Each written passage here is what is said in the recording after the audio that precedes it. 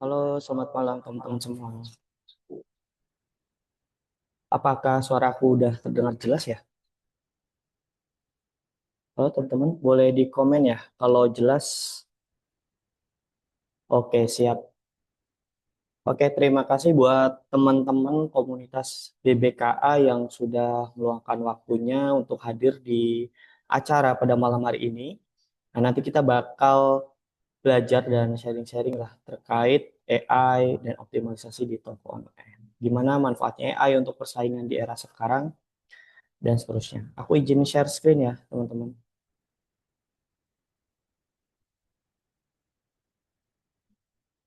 Apa layarnya sudah terlihat?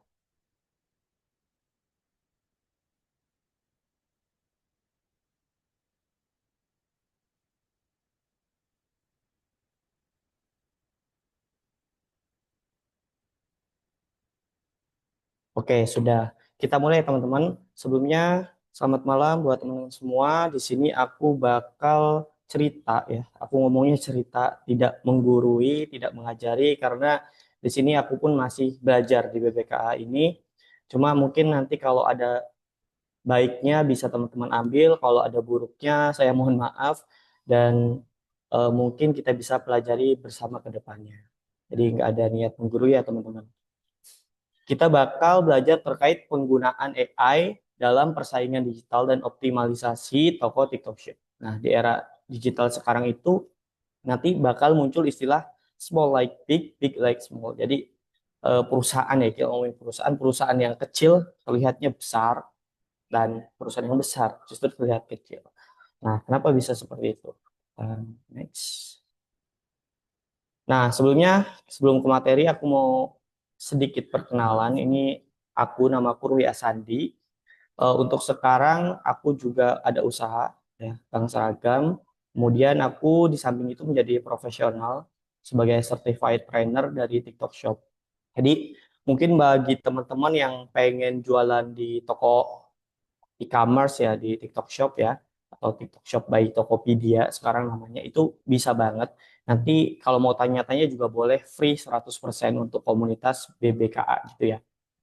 Mau konsultasi toko dan seterusnya boleh nanti after acara ini gitu. Nah, apa yang kita bahas pada malam hari ini teman-teman? Yang pertama itu mindset perintis. Mungkin teman-teman punya pola pikir sendiri, punya pegangan sendiri. Nah, mungkin aku share juga ya peganganku selama ini kenapa pengen usaha. Sekarang usiaku 24 tahun, kenapa masih memutuskan untuk usaha nanti aku sedikit share juga. Kemudian ada overview persaingan saat ini. Kemudian ada AI sebagai partner entrepreneur dan mindset plus AI jadi nanti memunculkan competitive advantage dan selanjutnya adalah optimalisasi toko dan ads di TikTok Shop by Tokopedia ya ini bukan dan. Oke, yang pertama kita ngomongin soal mindset kritis. Aku yakin setiap orang punya pemikirannya sendiri, punya dasarnya sendiri kenapa memutuskan untuk menjadi seorang entrepreneur, memutuskan menjadi seorang profesional. Itu pasti ada dasar pemikirannya sendiri. Kalau aku jujur, kalau boleh sedikit bercerita, jadi dulu mulai merantau ke Surabaya, aku dari Jawa Barat, teman-teman, merantau ke Surabaya. Pertama kali yang terlintas di pikiranku, aku mau jadi apa di sini, di Surabaya, aku mau jadi apa. Nah, nggak ada uang dan seterusnya lah, karena aku anak beasiswa. Akhirnya, gimana caranya bertahan hidup, bekerja, jualan gitu ya. Dulu sempat dagang juga ya, Pak, pedagang kaki lima, seperti itu teman-teman. Habis kuliah, ngajar juga di les-lesan dan seterusnya lah. Nah, kalau menurut definisiku sendiri ya, kalau perintis ini orang yang berani membuka jalan atau memproses sesuatu yang baru. Jadi nggak selamanya ketika kita mendapatkan uang, mendapatkan apa ya warisan itu kita langsung jadi pewaris. Kadangkala juga menuntut menjadi perintis karena beda zaman gitu kan ya. Apalagi yang nggak dapat warisan, nggak dapat harta, otomatis 100% dipaksa jadi perintis gitu kan. Nah, apa yang selama ini aku pegang? Mungkin sering juga lihat video-videonya Ko Andrew, video-video orang-orang yang sudah sukses ya, menjadi semangatku ya. Aku harus jadi seorang entrepreneur. Yang pertama, purpose driven. Jadi aku harus bisa mempunyai tujuan yang jelas ketika aku memulai menjadi seorang entrepreneur. Jangan sampai aku berhenti di tengah jalan. karena nggak punya tujuan yang jelas. Jadi dulu pas kuliah aku punya tujuan. Setelah lulus aku harus jadi seseorang di Surabaya ini. Seseorang ini yang seperti apa? Nah, itu nanti didefinisikan secara detail gitu. Teman-teman mau jadi seperti apa itu didefinisikan secara detail. Sehingga ketika punya tujuan yang jelas, kalau tujuannya belum tercapai ya, mau sampai puasa misalkan ya, nggak ada duit, lanjut terus. Nah, kalau belajar dari Ko Andrew sih kemarin, kita kalau jadi seorang entrepreneur, jangan jadi biasa-biasa aja, harus jadi market leader gitu ya. Nah, aku terinspirasi juga ya di usaha yang sekarang gitu sih. Kemudian yang kedua, ketangguhan mental, resilience. Jadi seorang perintis, ya itu harus punya ketangguhan mental. Pasti akan banyak sekali godaan. Mending kamu ke situ dan seterusnya. Melihat orang lain berhasil, kita juga pengen ikut-ikutan gitu ya. Bahasanya tuh ikut-ikutan. Ada orang jualan A berhasil, kita ikut-ikutan. Jualan B berhasil, kita ikut-ikutan. Akhirnya nggak punya tujuan yang jelas gitu ya. Tujuan yang jelas dan tujuan yang pasti yang ingin kita capai. Nah, makanya perlu punya ketangguhan mental. Gak mudah tergoda bisnis yang lain. Kalau belum, misalkan 10.000 jam terbang. Baru 1 tahun merintis bisnis A, ganti. 1 tahun merintis bisnis B, ganti, dan seterusnya. Jadi harus kuat mental dulu di sini. Terus yang ketiga, menurutku seorang perintis itu harus punya kerendahan hati. Hingga menimbulkan growth insight. Jadi mau dimanapun kita harus belajar gitu ya. Sama siapapun gitu ya. Belajar. Kalau ada yang baik, kita ambil. Kalau ada buruknya, ya kita komunikasikan. Jangan kita marah-marah gitu ya. Nah, itu ciri-ciri orang yang growth mindset, rendah hati ya. Menurutku orang yang growth mindset itu rendah hati mau belajar. Nah, jangan menutup diri ya terhadap ilmu. Aku mau belajar dengan siapapun, aku mau gitu ya. Selagi itu demi kebaikan. Ya. Itu sih selama ini yang aku pegang dari sejak kuliah sampai sekarang fresh graduate ya hitungannya karena aku baru lulus 2024. Tiga hal ini yang selalu aku pegang biar nggak menyerah. Karena ketika aku berbisnis, ya partner-partnerku akhirnya memilih menjadi seorang profesional. Aku nggak menyalahkan mereka kan itu pilihan. Ada yang jadi PNS, ada yang jadi apa namanya apa namanya jadi militer dan seterusnya. Itu partner-partner bisnisku dulu. Akhirnya aku ujung-ujungnya sendiri. Nah, tapi aku tetap berpegang pada tiga hal ini sehingga alhamdulillah sampai sekarang masih bertahan ya. Kemudian yang selanjutnya, nah kita overview persaingan saat ini. Sering sekali aku berdiskusi dengan para UMKM khususnya di wilayah Jawa Timur gitu ya. Apa sih tantangannya? Dan ternyata ketika diskusi nggak hanya UMKM aja, ada beberapa yang udah melewati fase UMKM, udah memasuki fase UKM, bahkan industri. Sekarang persaingannya yang pertama ada persaingan global yang tanpa batas. Kenapa ngomong tanpa batas? Sekarang orang dari China, orang dari Amerika mau ngirim barang ke Indonesia, mau beli barang di Indonesia sangat mudah sekali dengan adanya teknologi informasi dan komunikasi yang berkembang pesat gitu ya. Gak ya kalau dulu mungkin kalau mau perdagangan global harus main satu kontainer, dua kontainer. Sekarang satu piece, dua piece, tiga piece udah bisa. Gitu kan. Kemudian ada persaingan inovasi dan teknologi, kemudian ada persaingan nilai dan diferensiasi, kemudian ada persaingan SDM dan talent, ada persaingan berkelanjutan atau sustainability. Nanti kita bahas satu persatu. Nah, untuk yang pertama, oke, yang selanjutnya adalah AI sebagai partner entrepreneur. Ini yang paling penting. Aku sebagai anak Gen Z, ketika memutuskan untuk berwirausaha, pasti akan dihadapkan dengan pemain-pemain lama yang punya modal besar. Satu ya punya modal besar, punya equity yang besar, punya pasar yang udah mengakar dan menggurita juga di lapangan. Nah, jadi aku perlu partner yang bisa membantu aku terlihat besar juga gitu ya di pasar dan sehingga orang menjadi percaya dan akhirnya kita bisa menjangkau market tersebut. Satu, meningkatkan efisiensi operasional ya. Kemudian membantu pengambilan keputusan, mendorong inovasi dan produk layanan dan meningkatkan branding dan marketing. Ini contoh-contohnya untuk meningkatkan efisiensi dan operasional. AI seperti apa aja yang digunakan? Yang pertama, otomasi tugas rutin. Contohnya aku udah menggunakan di misalkan pelaporan kayak pakai ClickUp, pakai Trello. Nah, itu udah pakai AI. Nanti ada tugas apa ada diperingatkan secara otomatis. Kemudian laporan keuangan juga bisa, catatan keuangan secara otomatis, pengiriman invoicing secara otomatis. Nah, itu kita perlu lakukan. Nah, itu jadi poin plus juga meskipun kita UMKM, kita baru mulai, tapi pakai alat-alat tersebut. Jadi terkesan kita tuh profesional. Wih, keren ya. Ini meskipun UMKM udah profesional. Kayak gitu. Kemudian chatbot untuk layanan admin ya yang 24/7. Jadi meskipun misalkan kita mampu menggaji admin yang human itu hanya misalkan 8 jam kerja, tapi dengan AI kita bisa punya admin yang 24 jam. Misalkan meskipun perusahaan kecil, kok adminnya 24 jam gitu kan. Nah, itu kan jadi nilai plus juga. Kemudian otomasi web, kemudian ada otomasi konten di sosial media, bisa bikin konten secara otomatis dan mempostingnya secara otomatis. Nah, itu kebanyakan UMKM pengen banget itu dilakukan di usahanya. Nah, contoh-contoh AI untuk meningkatkan efisiensi operasional. Contohnya untuk customer service ini ada Dialogflow, ya ini by Google ya, kemudian ada IBM Watson, Assistant, Zindex, AI, dan ManyChat. Kalau aku sementara ini yang masih aku gunakan adalah ManyChat. Itu untuk balas komentar otomatis supaya direct di DM, nanti di DM otomatis juga direct ke WhatsApp. Jadi puncak closing di usahaku itu di WhatsApp ya, tapi directnya dari konten-konten di Instagram. Itu bisa teman-teman gunakan mungkin bagi yang UMKM. Tapi yang udah mungkin skalanya industri yang sudah besar, pakai fitur-fitur yang lebih advance lagi bisa. Kemudian ada manajemen inventory dan supply chain. Nah, ini biasanya mungkin kalau levelnya UMKM masih cuma stok dan restock aja misalkan. Tapi kalau udah levelnya industri mungkin udah di supply chain-nya juga gitu ya. Ini contoh-contohnya ya, ada Zoho. Kalau aku pakainya Zoho.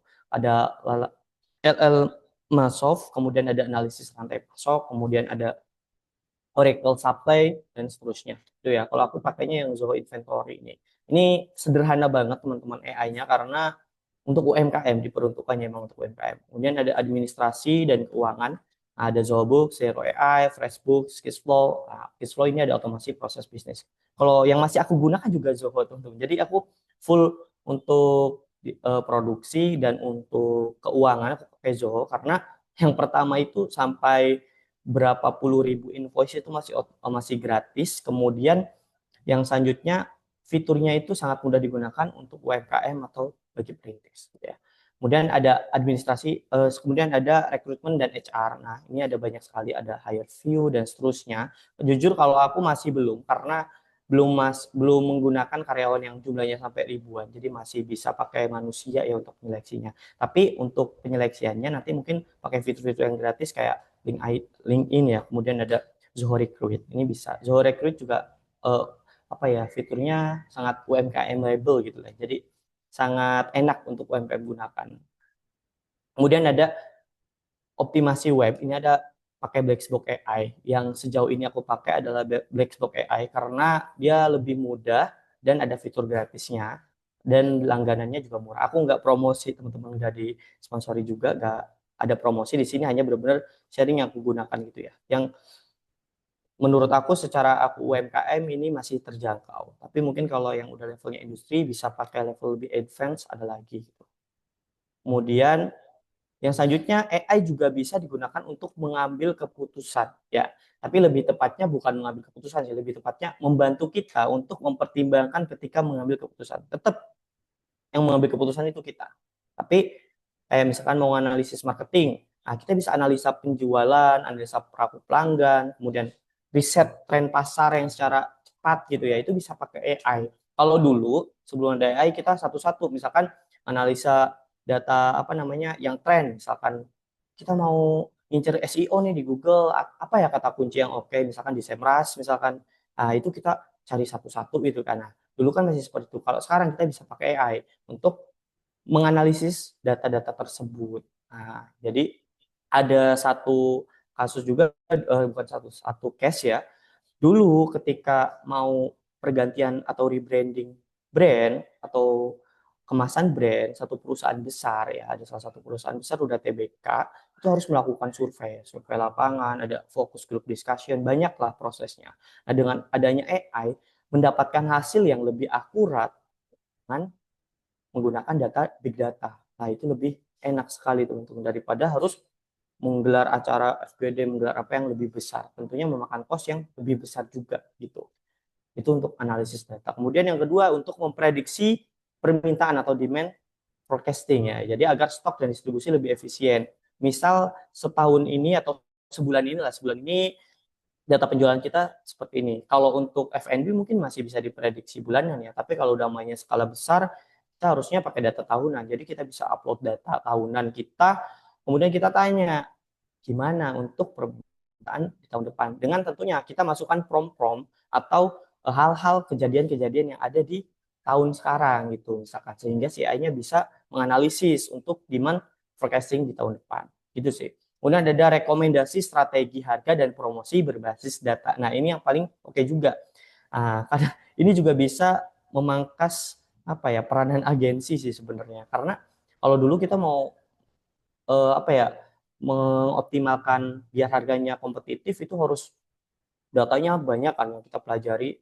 Kadang juga harus beli data, kadang juga harus pakai jasa agensi. Tapi kalau sekarang UMKM kan biasanya terbebani ya kalau harus dikit-dikit pakai jasa, dikit-dikit pakai jasa. UMKM lebih efisien kalau pakai AI. Jadi kita bisa research data barang, kemudian misalkan di Jawa Timur, nah kita bisa tanya rekomendasi harga yang cocok dan gimana cara kita mengkomunikasikannya ke market. Nah itu yang paling enaknya kalau ada AI, kita bisa bikin keputusan secara cepat, tapi enggak asal-asalan gitu sih. Kemudian yang kesimpulannya ya, jadi dengan menggunakan AI kita bisa mengetahui lebih banyak sehingga memutuskan lebih bijak. Gitu ya, mengetahui lebih banyak, memutuskan lebih bijak. Tentunya ya teman-teman, ini aku garis bawahi, ketika teman-teman ingin menggunakan AI, itu harus punya dasar. Dasarnya apa, Mas? Satu, pastikan teman-teman sudah terbiasa dengan literasi, baik baca buku maupun baca jurnal. Kalau aku basicnya adalah scientist, aku sarjana sains, basicku literasi, aku sering baca jurnal, sering baca buku. Jadi tidak tiba-tiba kita percaya AI 100% teman-teman. Jadi tetap harus dasarnya pijakannya adalah literasi ya, baik buku maupun mungkin jurnal-jurnal yang memang udah terpercaya gitu. Yang selanjutnya adalah mendorong inovasi produk dan layanan. Nah, dengan adanya AI juga kita bisa sangat mudah untuk melakukan inovasi ya terhadap produk dan layanan. AI bisa memberikan kita ide, nah, contohnya membantu riset tren konsumen. Nah, kalau dulu misalkan ya, kita tanya satu-satu customer kita baik melalui Giveform, saran langsung atau seterusnya lah, rating dan seterusnya. Setelah customer kita melakukan rating, melakukan misi Google Form, itu kita baca satu-satu apa ya maunya customer. Oh, customer ini maunya A, B, C dan seterusnya. Sekarang hasilnya bisa langsung kita upload AI, kita tanya saran terbaik untuk kedepannya layanannya seperti apa atau mungkin ada produk yang perlu diluncurkan yang baru seperti apa gitu. Nah, dengan adanya AI, hasil-hasil dari riset kita terhadap customer bisa dibaca dan diputuskan lebih cepat gitu ya, sehingga inovasinya lebih cepat juga gitu ya, nggak keburu diambil orang lain karena UMKM itu harus gesit geraknya kan. Perbedaannya UMKM mungkin dengan perusahaan yang udah besar, keunggulannya UMKM itu lebih gesit geraknya, ibarat motor sama bus gitu ya, pasti geraknya lebih gesit motor, tapi kalau nggak tahu jalannya ya tetap sama aja gitu. Nah ini Pak, makanya pentingnya AI gitu untuk kita gerak inovasinya lebih cepat. Kemudian mendesain produk baru dengan simulasi berbasis AI. Nah, ini penting juga. Kadang kayak customer saya ya tanya, Mas, kira-kira produk ini cocok nggak ya kalau dipakai cewek misalkan yang over size misalkan atau cewek yang BB-nya berlebih gitu. Nah, itu kita bisa coba-coba di AI. Kalau dulu kan kita harus bikin dulu, ya bikin dulu produknya, dicoba, difoto kayak gini ya, kelamaan kan. Kalau sekarang udah ada AI misalkan buat fitting baju. Nah, sekelas UMKM sudah pakai itu, menurutku nanti bisa bersaing dengan mungkin perusahaan-perusahaan garment yang sudah besar, misalkan kalau itu di bidang fashion dan seterusnya bidang apapun. Nah, kita bisa simulasi menggunakan AI. Kalau simulasinya berbasis AI, otomatis biayanya juga lebih murah gitu. Kemudian ada personalisasi layanan sesuai preferensi pelanggan ya. Tadi sesuai tadi ya Gform misalkan klien atau ke customer nanti bisa dianalisis menggunakan AI sehingga kita bisa ngasih preferensi yang sesuai.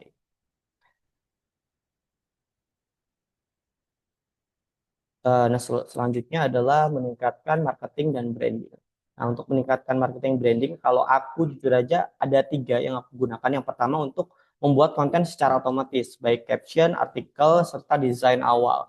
Karena sekarang kalau kita main SEO ya, di Google juga sekarang ada, kalau dulu ya namanya cuma Google Index, Google Indexing ya. Kalau sekarang ada namanya AI Indexing. Jadi selain ada indexing dari Google, kita harus juga diindeks oleh AI supaya ketika teman-teman coba aja cek Google ya atau tanya ke Google misalkan apa ya, alat tulis terbaik 2025, nanti kalau dulu halaman-halaman yang muncul adalah website-website. Kalau sekarang halaman yang pertama muncul adalah pendapatnya AI. Nah, kalau halaman websitenya teman-teman terindeks oleh AI, nanti bisa dibaca, akan direkomendasikan oleh AI ke websitenya teman-teman. Nah, ini mumpung belum banyak yang bermain di sana, kita harus mengejar sih untuk AI indexing. Kemudian optimasi ads targeting lebih akurat. Nah, dengan AI kita bisa bikin ya target market, kemudian setting ads yang lebih oke dengan memasukkan tentunya produk kita apa, keunggulannya apa, wilayah mana, dan seterusnya. Nanti AI akan membuatkan rekomendasi.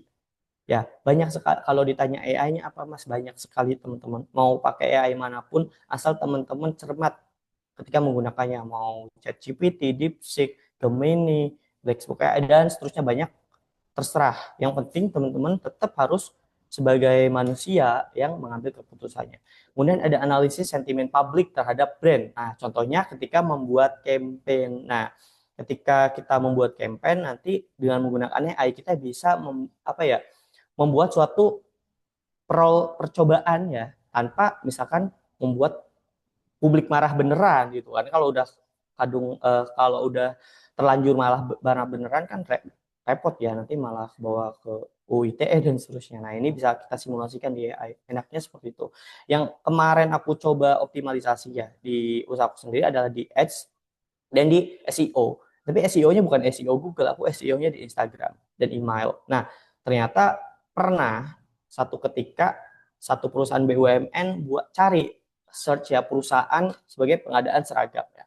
Ternyata dari puluhan ribu ya perusahaan besar dan kecil di Indonesia, aku masuk ke dalam 100 besar, masuk lagi 10 besar, masuk lagi 2 besar, hingga akhirnya one on one pitching versus ya. Jadi bahasanya versus ya, pitching di depannya orang-orang BUMN tersebut ya, perusahaan besar ya, perkereta apian. Nah itu, tapi ujung-ujungnya karena emang kapasitasnya kurang memenuhi karena aku masih tergolong UMKM, akhirnya yang menang ya perusahaan satunya karena dia udah gede banget, udah karyawannya udah puluhan ribu ya, bisa dikatakan puluhan ribu. Kalau aku masih ya puluhan ya, aku puluhan, dia puluhan ribu. Nah udah jauh, tapi yang jadi pertanyaan, kok bisa terseleksinya bisa ketemu gitu ya di online. Nah itu kan jadi yang tadi dibilang small like big, big like small gitu.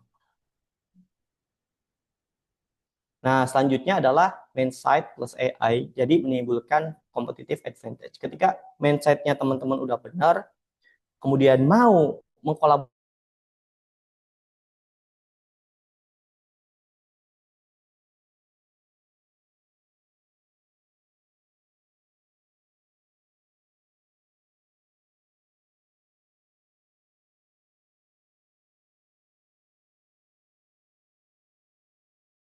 ya, tentu menguasai keuangannya, baru pakai AI. Jangan belum menguasai fondasinya, terus tiba-tiba tanya AI, percaya 100%. Yang ada bukan competitive advantage yang terbentuk, tapi jebakan AI ya, kayak gitu. Jebakan Batman nanti. Jadi tetap mindset-nya harus terbentuk dulu, fondasinya terbentuk, baru kita menggunakan AI sehingga terbentuk competitive advantage atau keunggulan. Nah, nanti menurut Michael Porter ya, ahli strategi bisnis, menyebut kalau competitive advantage ini posisi unik yang membuat perusahaan lebih unggul, lebih efisien, dan lebih bernilai banding dibandingkan kompetitor. Nah, ini menurut ahli bisnis ya. Ini dengan competitive advantage. Nah, lebih adaptif, cepat menyesuaikan, lebih efisien ya, lebih hemat biaya operasionalnya, lebih relevan ya, bisa menjangkau bahkan ke hingga target persona. Even itu B2B sampai ke level perasaan direkturnya atau mungkin manajerialnya kayak gitu. Kemudian lebih inovatif sehingga memunculkan peluang-peluang bisnis baru. gitu ya. Selanjutnya ada, sorry.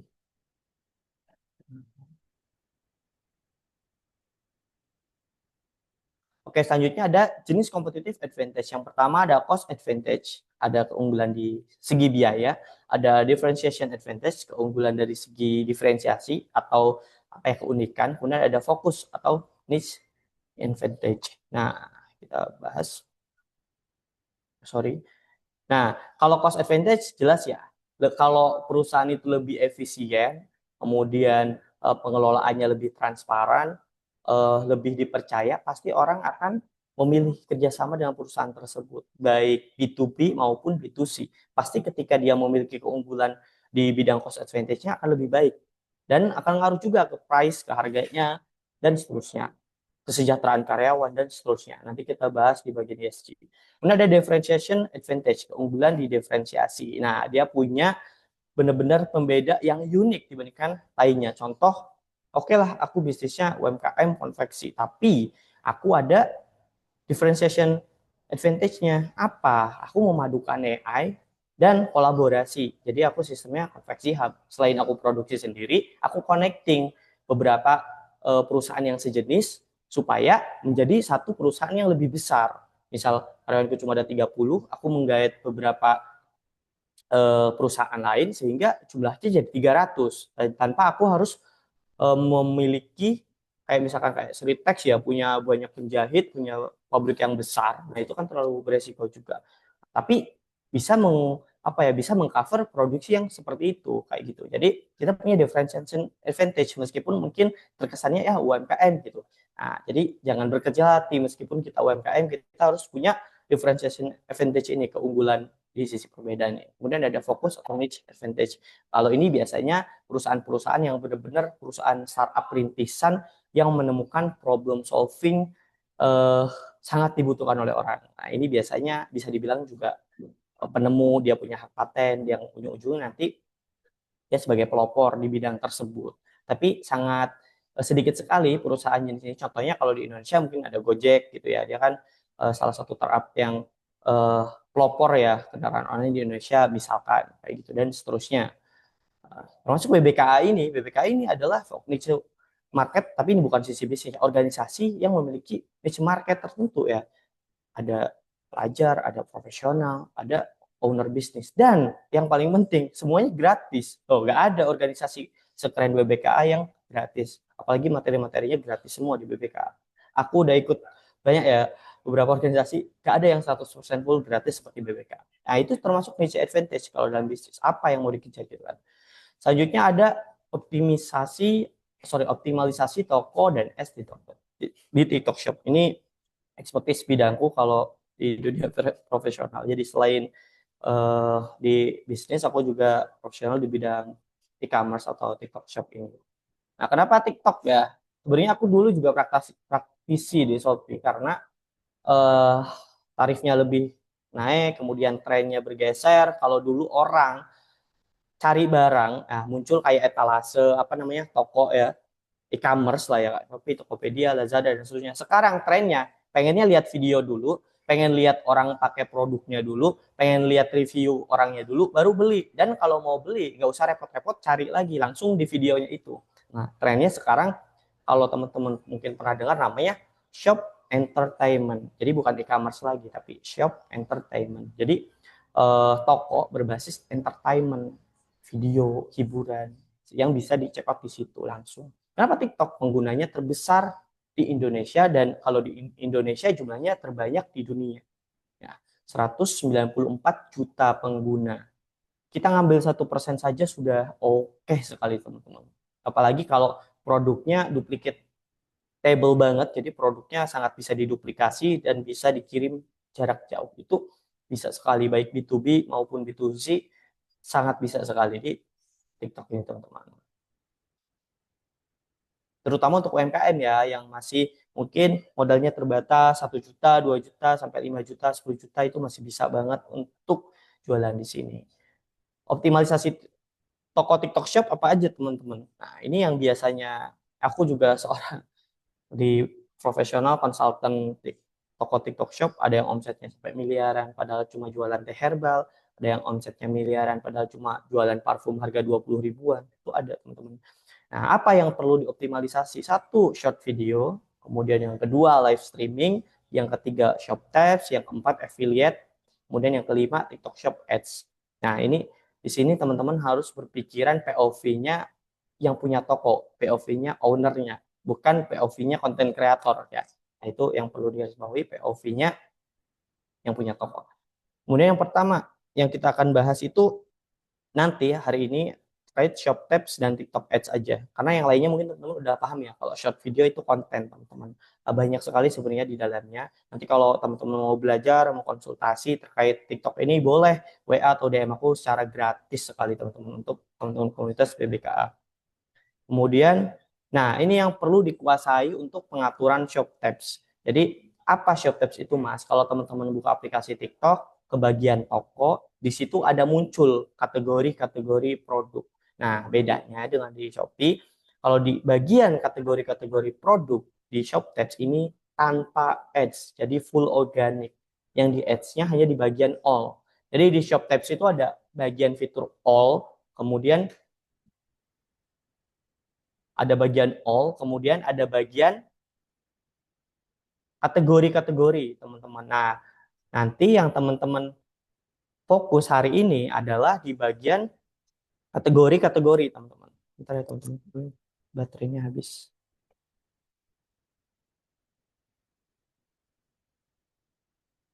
Nah, nanti yang teman-teman fokuskan adalah di bagian kategori-kategori itu yang organik, teman-teman. Pakai tanpa adanya ads. Kok mati? Oke, selanjutnya adalah regulasi listing produk. Nah, nanti diajarkan juga produk-produk apa aja yang boleh dan mungkin bisa dijual belikan ya di TikTok Shop gitu ya. Karena ada beberapa produk itu tidak bisa dijual di sana, baik karena terhalang oleh perundang-undangan maupun emang produknya nggak bisa dijual di media online. Kemudian yang selanjutnya ada tools ads dan kampanye. Nah, kita bahas ya si separuh. Nah, selanjutnya ada pengenalan shop tabs. Nah, ini kalau teman-teman buka ya yang aku bilang tadi, ini yang dinamakan shop tabs. Ini kalau all ini nanti ada ads-nya. Nah, kalau di sini ini kategori. Nah, inilah shop tabs, teman-teman. Nah, di sini nanti kalau bisa teman-teman ngejar yang masuk di kategori kayak woman clothing, misalkan kategori baju perempuan. Nah, di sini muncul tanpa adanya ads. Itu dengan apa, teman-teman? Satu, dengan copywriting yang bagus. Nanti copywriting yang bagus dari mana ya? Pakai AI aja, nggak usah ngetik sendiri, capek gitu ya. Oke, selanjutnya ada meningkatkan penjualan dengan listing produk berkualitas. Contohnya produk yang berkualitas misalnya di bidang fashion, FMCG, gaya hidup, dan elektronik. Ini 4 produk yang jadi top penjualan di TikTok Shop, teman-teman. Nah, bisa teman-teman jelasin ya format judulnya, detail pentingnya, dan deskripsi berdasarkan kategori.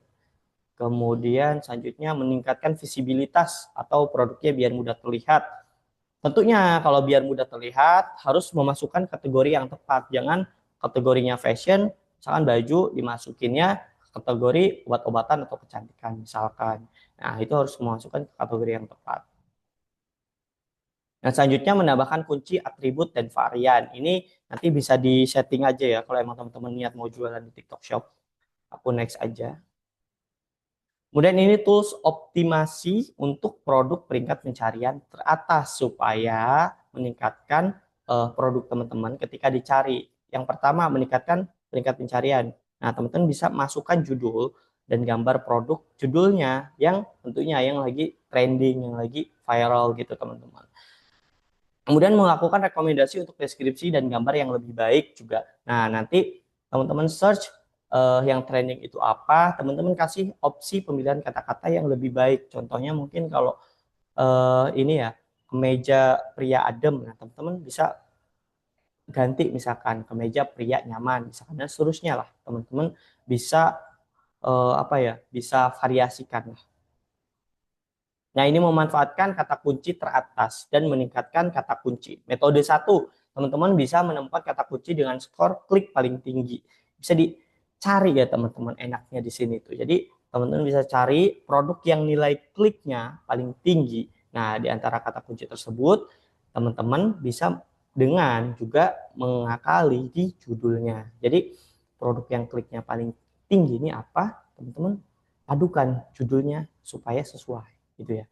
Kemudian yang kedua, caranya dengan memantau rising terms dengan volume pencarian yang berkembang pesat untuk mencanangkan tren musiman. Kalau ini lebih ke musiman teman-teman. Kalau tadi tren yang harian ya, kalau ini yang musiman. Misal di bulan Januari, Februari, Maret trennya apa, kita juga munculkan di sana. Jadi meskipun produk kita mungkin itu-itu aja, tapi bisa mengikuti dengan perkembangan tren yang ada karena tadi setting judul dan deskripsinya. Nah, ini contoh pendaftaran produk teman-teman. Teman-teman harus memahami jenis produk, memahami kualifikasi resmi, produknya yang terbatas dan khusus undangan seperti apa, dan memahami regulasi produk. Ini untuk detailnya teman-teman.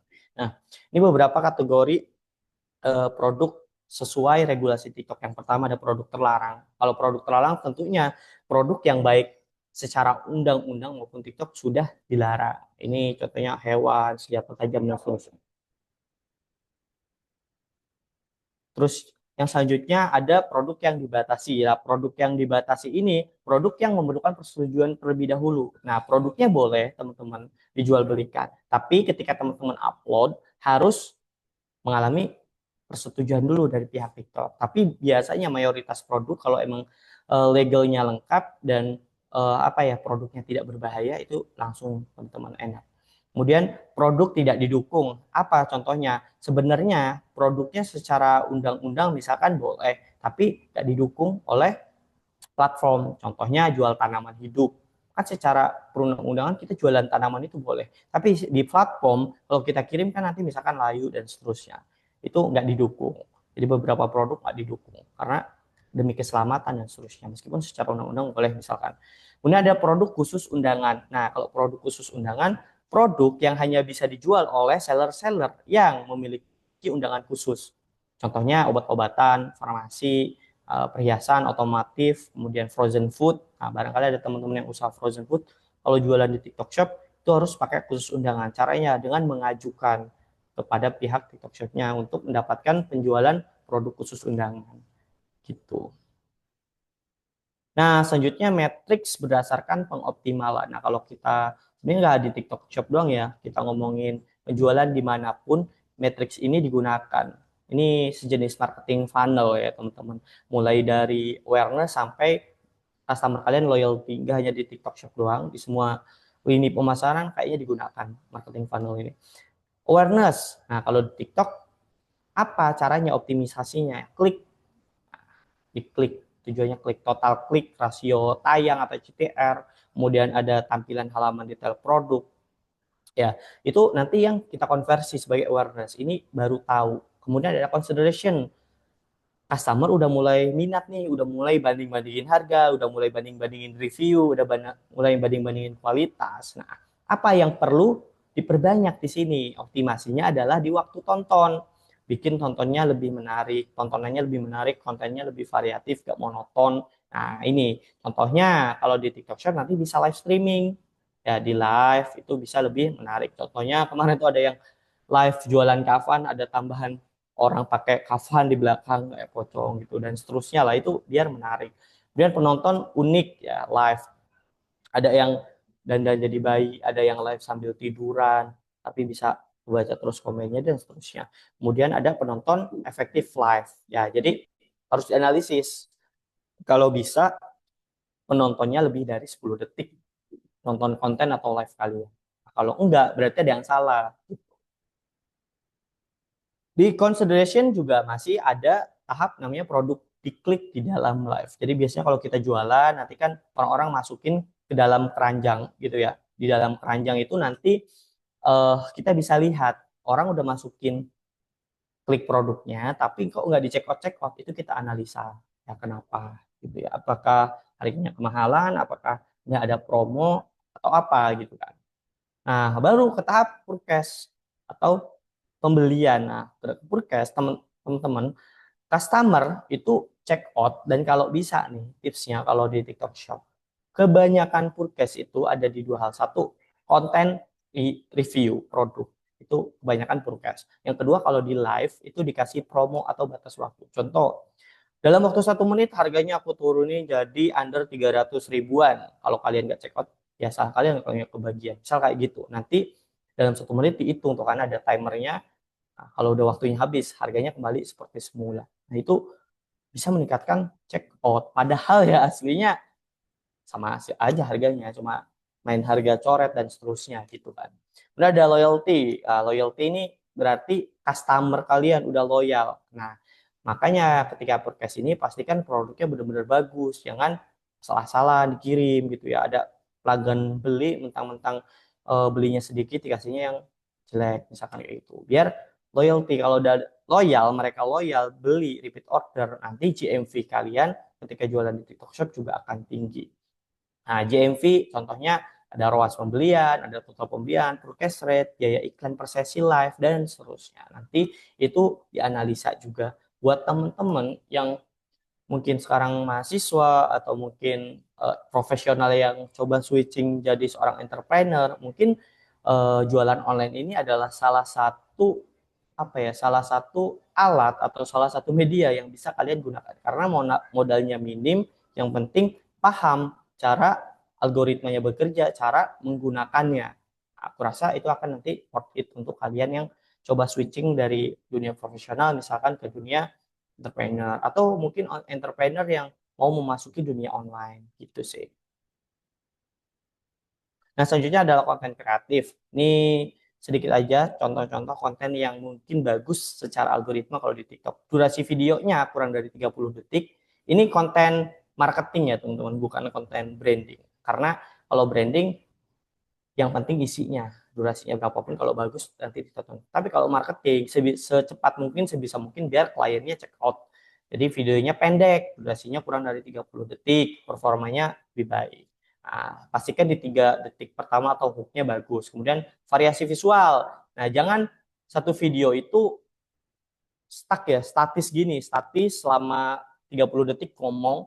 Nah, kalau konten branding atau edukasi oke lah, masih kita statis di satu sisi ya. Tapi kalau kontennya jualan, konten marketing, itu jangan ya, harus ada transisinya. 3 sampai 5 lah. Jangan 2 kalimat, 3 kalimat baru transisi gitu ya. Jadi 1 kalimat transisi itu nggak apa-apa kalau konten marketing. Kemudian ada penggunaan musik yang trendy. Nah, karena balik lagi, basicnya TikTok adalah entertainment. Jadi asik yang ada musiknya. Nah, beda lagi sama di Instagram misalkan. Dia itu basicnya foto gitu kan. Foto, video itu gak ada musik apa-apa. Justru konten-konten yang naik yang voice over kayak gitu kalau di Instagram. Untuk edukasi misalkan. Kemudian caption atau informasi. Nah, pastikan caption sama dengan thumbnail yang ada di apa ya, sampul konten. Kemudian ada beberapa kata yang dikontenin juga. Contoh ngomongin soal baju atau meja adem yang dipakai pria. Nah, nanti di caption kalau bisa juga ada, di thumbnail juga ada. Jadi di 3 hal itu ada. Nah, itu nanti akan membantu algoritmanya naik. Alur cerita, nah kalau bisa alur ceritanya menghibur. Nah, terakhir baru call to action, CTA-nya atau call to purchase-nya kemana. CTA-nya kemana? Apakah ke keranjang kuning, apakah ke live, apakah ke link bio. Nah, itu perlu diperhatikan, disesuaikan dengan jenis kontennya.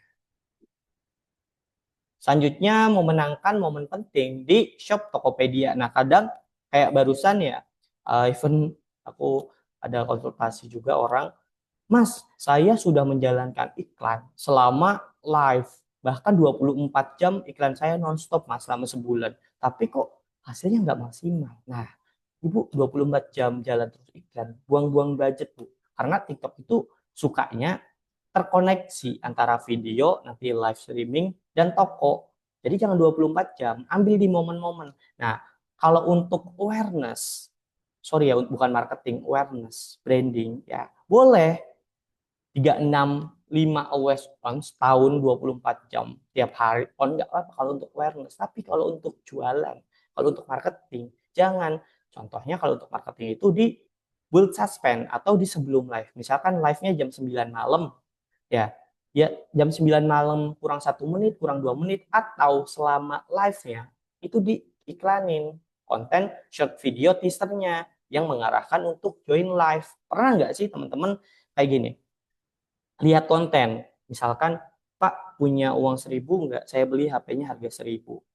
Kalian mau juga beli HP harga 1.000? Kalau sekarang di sebelah kiri kalian ini ada tombol merah, coba klik, nanti kalian bisa beli di liveku, misalnya kayak gitu.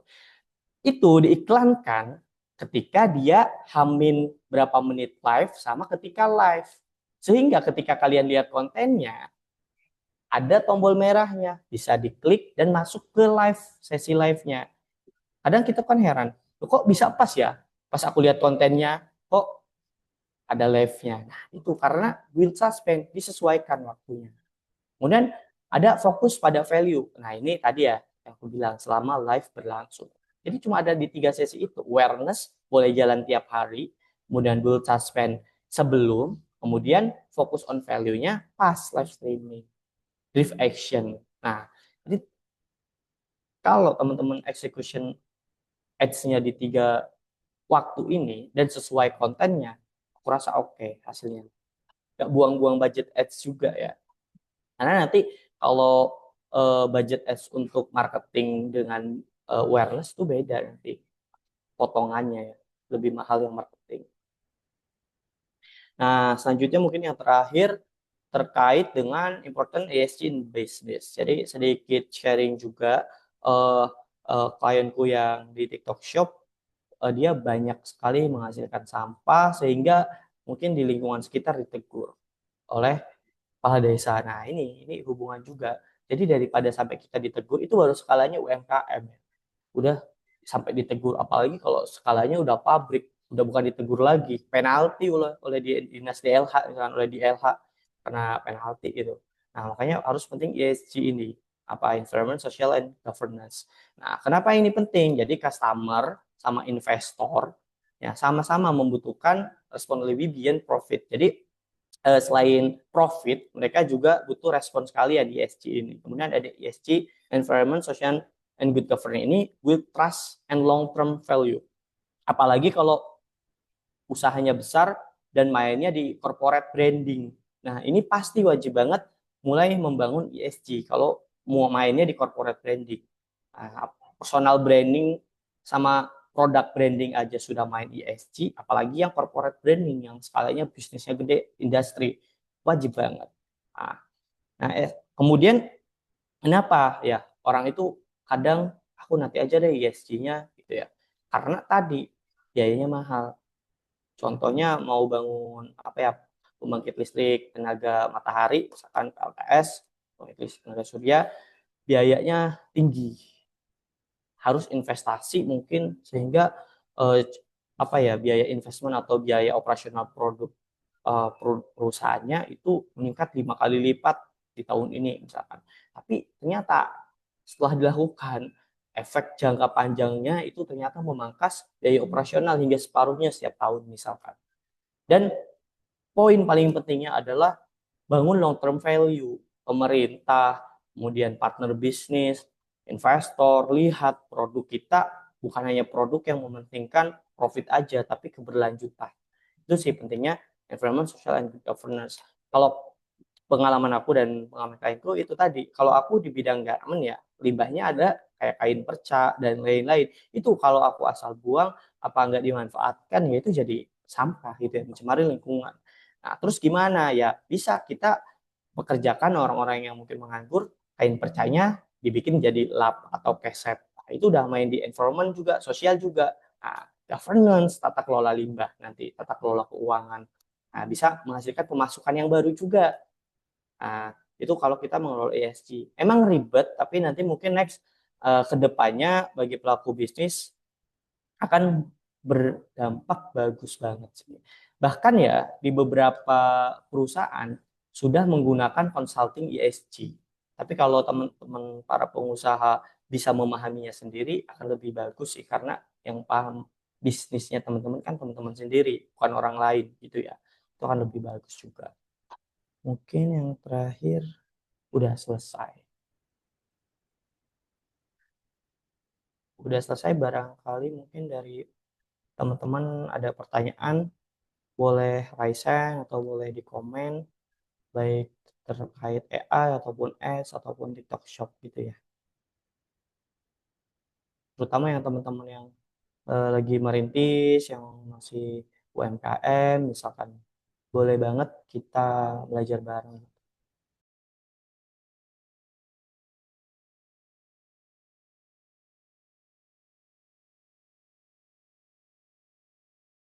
TikTok jual jasa bisa. Untuk jual jasa sementara ini belum bisa, Mas. Ada Pari Wahyudi ya tanya. Sementara ini belum bisa kecuali fokusnya di brand apa konten awareness. Jadi fokusnya bukan jual jasanya, biar tahu dulu orang-orang eh, Kak Fahri ini jual jasa. Nah, jadi jual jasanya bukan di TikToknya langsung, tapi promosinya pakai TikTok kayak gitu. Kalau jasa karena apa ya? Kalau pakai TikTok Shop, emang juga dipotongan misalkan dan seterusnya. Lebih baik untuk promosinya aja gitu. Iya. Soalnya saya juga jasa.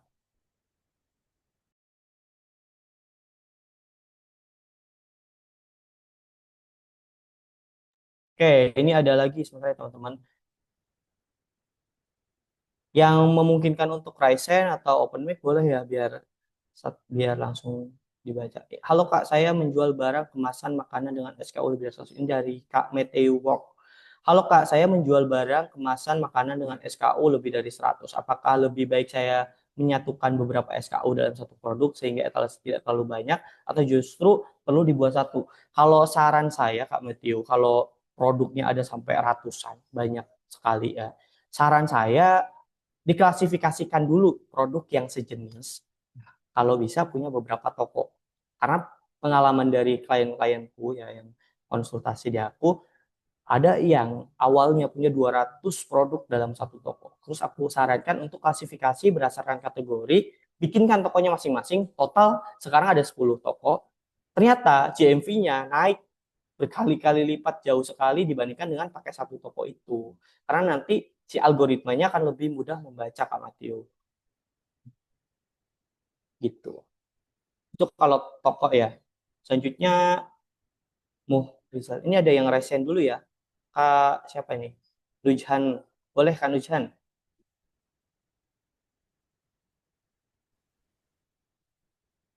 Eh, malam Kak. Suaranya udah masuk, Kak. Masuk Kak Lujhan. Aman. Di sini saya mau tanya, mungkin spesifik di bidang transportasi, bisa ya Kak? Nah, jadi kalau di bidang transportasi itu kan, kebetulan yang sudah memulai itu orang tua saya. Nah, itu sekitar sudah berjalan 15 tahun. Nah, sedangkan emang kalau untuk sampai sekarang itu memang untuk customernya itu memang sudah lumayan stabil. Jadi mereka rata-rata itu kayak repeat order. Nah, tapi mungkin yang saya rasa itu di sini tuh kayak benar-benar masih konvensional. Jadi kayak masih mulut ke mulut, masih di antara supir-supir gitu, Pak. Nah, jadi mungkin kemarin itu saya sempat rencanain itu mau fokus di salah satunya antara campaign-nya dulu atau sosmednya dulu. Mungkin kalau misalnya untuk beralih ke digital marketing gitu supaya bisa lebih luas jangkauannya dibanding sekarang dari mungkin supir ke supir aja. Apakah mana yang lebih utama dimulai atau mungkin ada jalan lain? Gitu sih, Kak.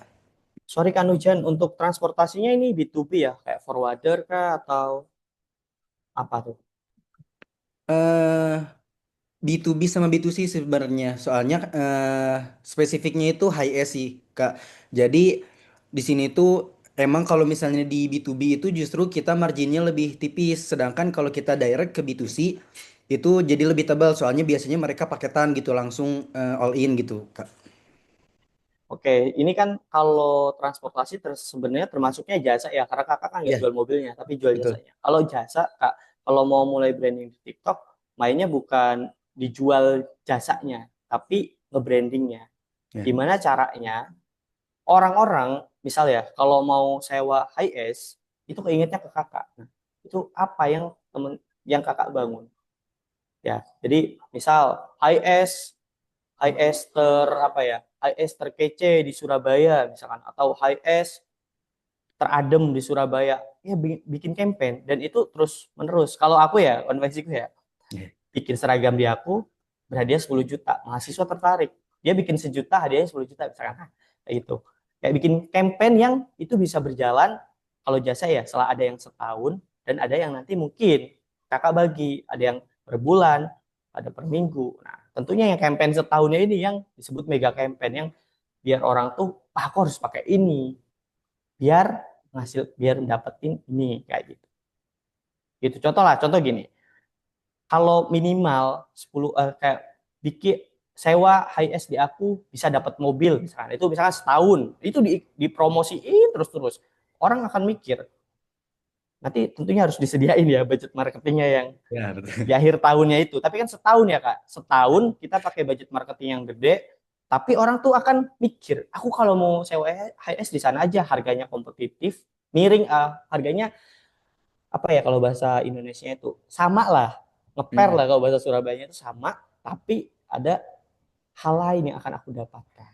Itu tentunya nggak harus berupa hadiah aja ya, pelayanan dan seterusnya itu bisa di branding di sosmed. Jadi market leader di bagian penyewaan HIS. Jadi mungkin kalau buat yang difokusinnya dulu mungkin lebih ke arah campaignnya dulu ya Kak. Betul, jadi harus ada campaign setahun biar orang terstigma nih, Hmm. HIS ini apa gitu. Jadi Jadi kalau mau jangan sewa HIS, jadi jangan langsung kita fokus ke sosial medianya gitu kayak kita nyari KOL-nya, nyari ke influencernya. jangan. Ah, Jangan. Jadi banyak sekali mungkin kalau kakak konsultasi ke agensi misalkan ya, misalkan, pasti akan hmm. disarankan viral. Sorry ya, viral itu belum tentu langsung bagus kak. Iya. Viral itu belum tentu langsung bagus. Jadi lebih baik bangun campaign, sambil kita bikin konten yang membangun awareness sehingga terbentuk stigmanya gitu sih. Oke. Eh, juga mungkin Kak menjawab sekali. Makasih banyak Kak. Oke. Siap, sama-sama Kak Nujan. Terima kasih. Ini siapa dulu ya? Ada Brian Hartanto. Silakan Kak Brian. Iya, Boleh. selamat malam Kak. Izin Selamat bertanya, malam. saya tuh kebetulan sudah berjualan di TikTok Shop. Tapi waktu itu tuh posisinya saya belum buka afiliasi terbuka ataupun intinya belum ada afiliatornya. Terus waktu itu ada penjualan, harga barang apa harga jual saya itu di 138 138.900, tapi kepotong sama total biaya 37.500. Setelah saya lihat rinciannya, itu tuh ada biaya komisi platform 11.000 kan. Tapi ini ada lagi kepotong sama komisi afiliasi dan komisi dinamis. Padahal sebelumnya saya belum ada kerjasama dengan afiliator manapun. Itu kenapa tuh ya Kak? Oke, jadi ini mungkin kakak nggak sengaja mengaktifkan fitur afiliatornya. Jadi fitur afiliator tuh ada dua kak. Ada afiliator yang tertarget, ada afiliator yang terbuka. Kalau tertarget, afiliator nggak bisa sembarangan nambahin ke keranjang kuning produknya kakak, tapi harus kakak yang nambahin mereka. Ya, itu yang tertarget. Mungkin kakak waktu itu klik afiliator yang terbuka. Itu siapa aja, kalau dia ada keranjang kuning ya bisa nambahin ke keranjang kuningnya. Nah, itu perlu lihat lagi bagian setting afiliator terbuka atau tertutup. Tapi emang kalau akun toko baru itu disarankan pakai afiliator terbuka. Cuma mungkin nanti disesuaikan lagi aja nominalnya. Biasanya kalau yang terbuka kak ya 5 sampai 20%. Itu kalau untuk afiliator yang terbuka. Nanti kalau afiliator yang tertarget itu emang akun-akun besar. Mereka ada minimum spare budget ya 25% sampai 30%. Nah, jadi mungkin coba dicek di bagian afiliator di seller center ya. Itu dinonaktifkan kalau nggak mau pakai afiliasi gitu sih. Tapi kalau untuk toko yang baru buka Kak, wajib pakai biar enak untuk promosinya. Tapi nanti mungkin nominalnya aja yang disesuaikan. Tadi mungkin kalau udah tadi sampai 30 berapa ya, itu berarti 20 hampir 30% gitu ya. Nah, itu nanti disesuaikan bisa persentasenya oleh kita. banyak sekali. Nanti kalau mau diskusi lebih lanjut boleh WA aku, DM aku gratis Kak, teman. Gitu ya. Ini soalnya ada Raisen lagi, ada siapa? Mas Irfan. Gimana Kak Brian? Udah aman?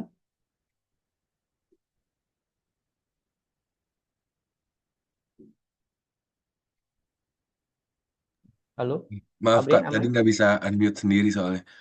Nggak, tapi Oh, waktu itu tuh kan kebetulan saya kan masih baru di TikTok Shop-nya tuh.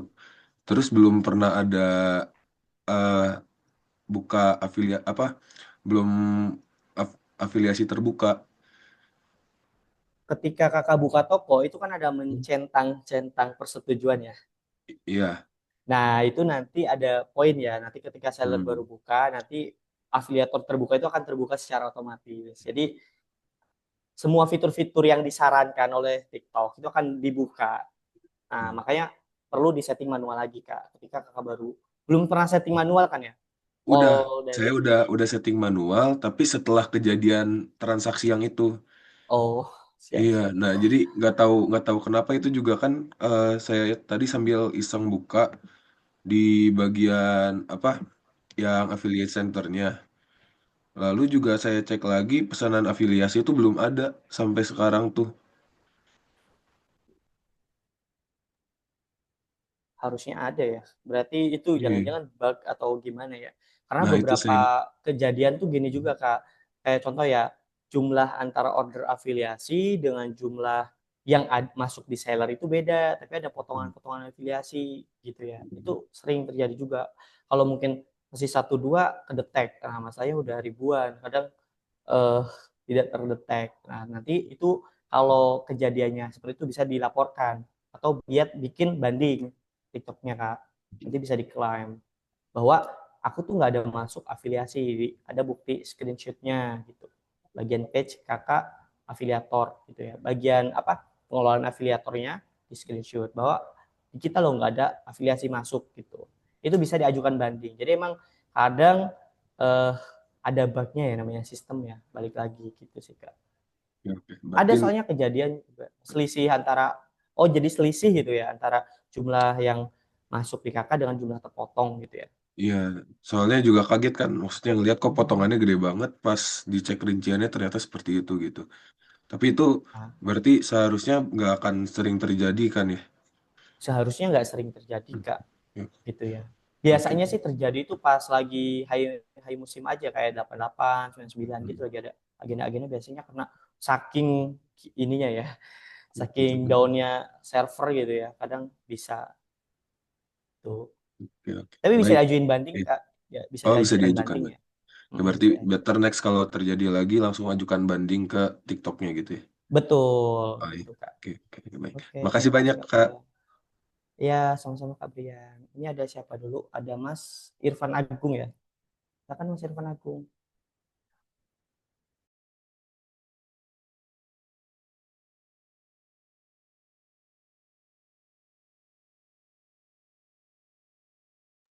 Halo Kak Irfan, masih belum on mic?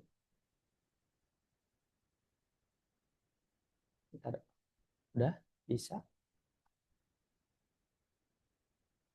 Ini sudah saya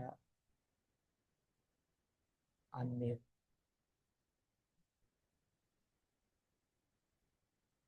Halo? Halo Kak Irfan.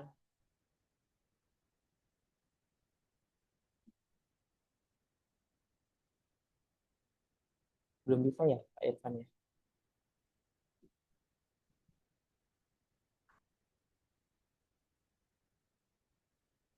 Oh, di chat aja. Oke, mungkin yang Laraisan dulu ini ada Mas Samsudin dari tadi.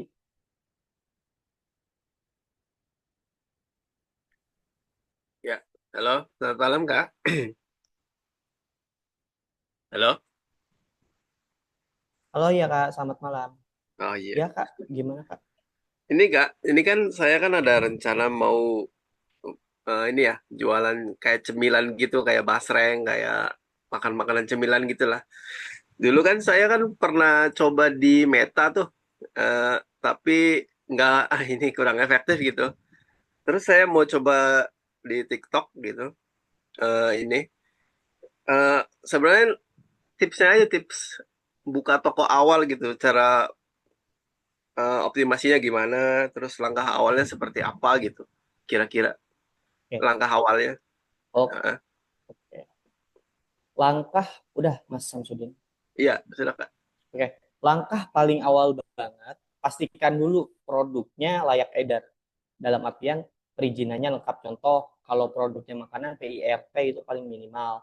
Kemudian untuk kalau produknya makanan tapi ada khasiat, entah makanan herbal atau makanan ada khasiatnya lah, istilahnya ada khasiat yang itu cenderung obat, itu harus BPOM. Jadi bukan PIRT, nggak cukup di PRT, BPOM. Dan ada halal, ada sertifikat halal, karena di Indonesia harus punya sertifikat halal kalau yang mau diedarkan. Itu yang pertama, harus punya sertifikat itu. Kalau nggak punya gimana Mas? Bisa coba jadi distributor produk orang lain dulu.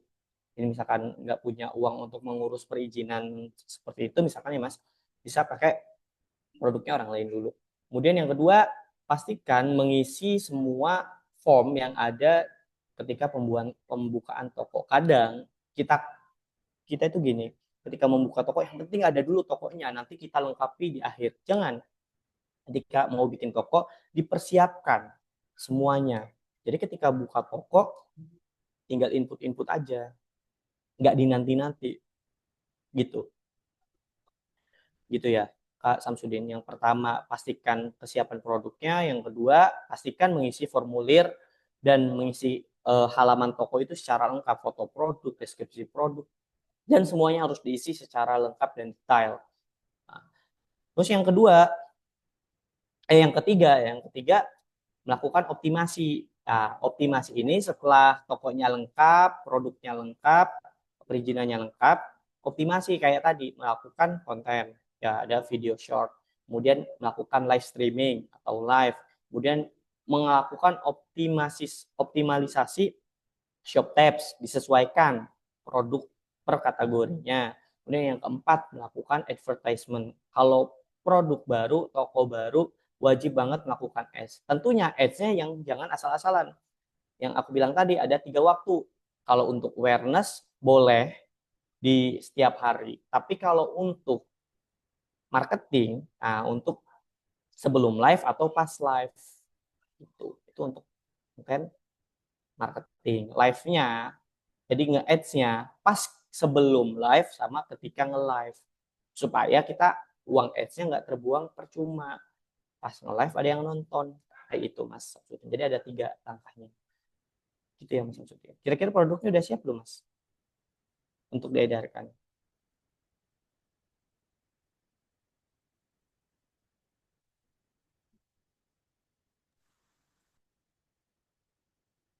Oke, belum balas lagi.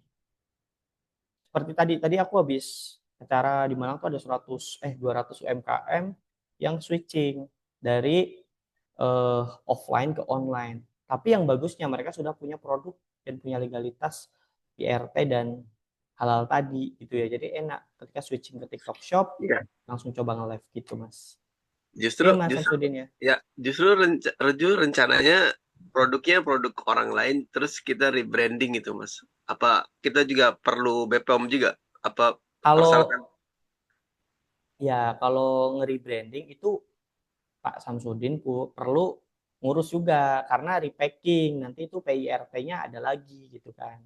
Tapi Oh, kalau seperti misalkan pakai brandnya orang lain ngedistribusiin kan nggak masalah. Yang penting nanti ada MOU tertulis atau surat tertulis dari brand tersebut nanti diupload. Jadi di TikTok itu bisa pakai merek sendiri, bisa pakai merek orang lain asalkan berdasarkan surat persetujuan pemilik merek atau bisa distributor dengan bukti distributor resmi.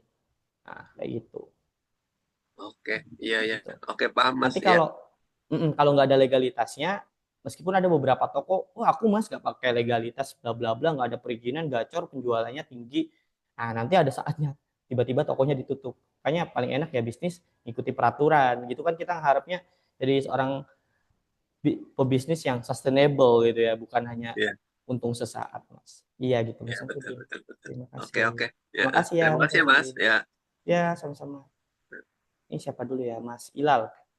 Silal Ganif, boleh silakan Mas Ilal.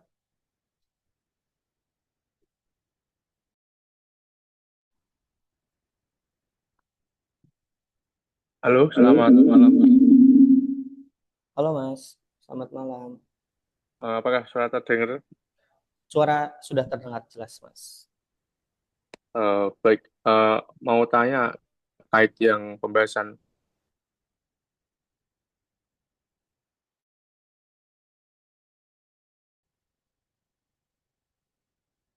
Halo Mas, ini suaranya di aku doang yang keputus atau di yang lain keputus juga ya?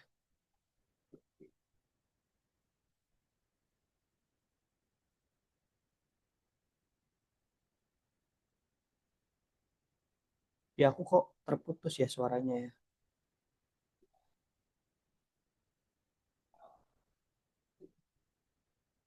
Halo Mas, halo Mas, Hilal.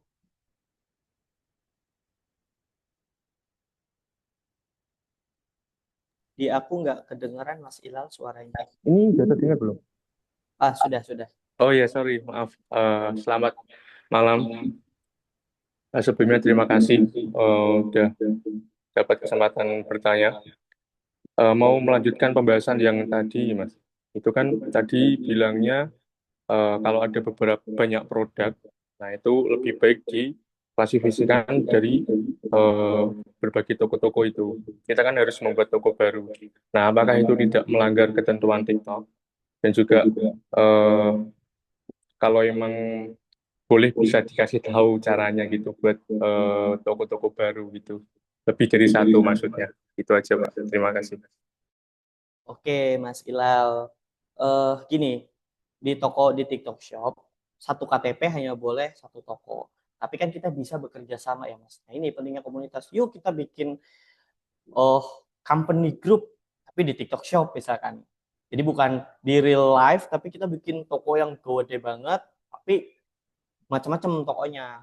Nah, itu karena satu KTP, satu toko. Seperti ya apa story-nya teman-teman saya ya, perjalanannya teman-teman saya. Jadi yang konsulting ke saya ada yang punya 100 toko, ada yang punya 10 toko, 50 toko. Nah, itu dia kerjasama sistemnya, Mas. Ya, kerjasama bisa karyawannya diminta atas nama nanti dapat fee persentase gitu dari hasil penjualannya. Terserah kalau itu nanti dikembalikan lagi ke Mas Ilal pengennya seperti apa mekanisme kerjasamanya. Yang jelas satu KTP, satu toko gitu ya. Artinya berarti yang bertanggung jawab di toko tersebut yang punya KTP itu. Terkait melanggar atau tidak ya enggak. Karena itu kan sesuai peraturan, satu KTP satu toko. Tapi kalau ternak tokonya ilegal, soto ilegal, pakai KTP-nya orang lain, nggak ngomong ke orangnya, beli database, nah itu yang ilegal mas. Nanti bisa kena UU ITE, penyalahgunaan identitas gitu, KTP elektronik. Jadi bisa asalkan tadi berdasarkan persetujuan yang punya KTP gitu ya. Jangan beli data nanti beli data pakai KTP orang lain. Makanya kalau coba teman-teman cek ya, ini nggak tahu datanya teman-teman aman atau enggak sekarang. Coba buka TikTok, coba buka toko, coba scan KTP-nya. Bisa nggak buka? Kalau nggak bisa, KTP sudah digunakan. Berarti datanya teman-teman sudah terjual bebas di pasaran seperti itu. Karena aku sempat nyoba dan aku pun pernah mengalami, loh kok KTP ku nggak bisa. Tapi aku ajukan permohonan untuk penutupan toko ke TikToknya bahwa aku yang punya KTP-nya. Akhirnya ditutup tokonya. Ini omsetnya sekian-sekian. Ya terserah tutup aja, bukan toko saya gitu kan. Gak tahu orangnya gimana. Salahnya gitu kan. Itu Mas Hilal. Ya tidak melanggar hukum selagi ada konfirmasi dan persetujuan pemilik identitas.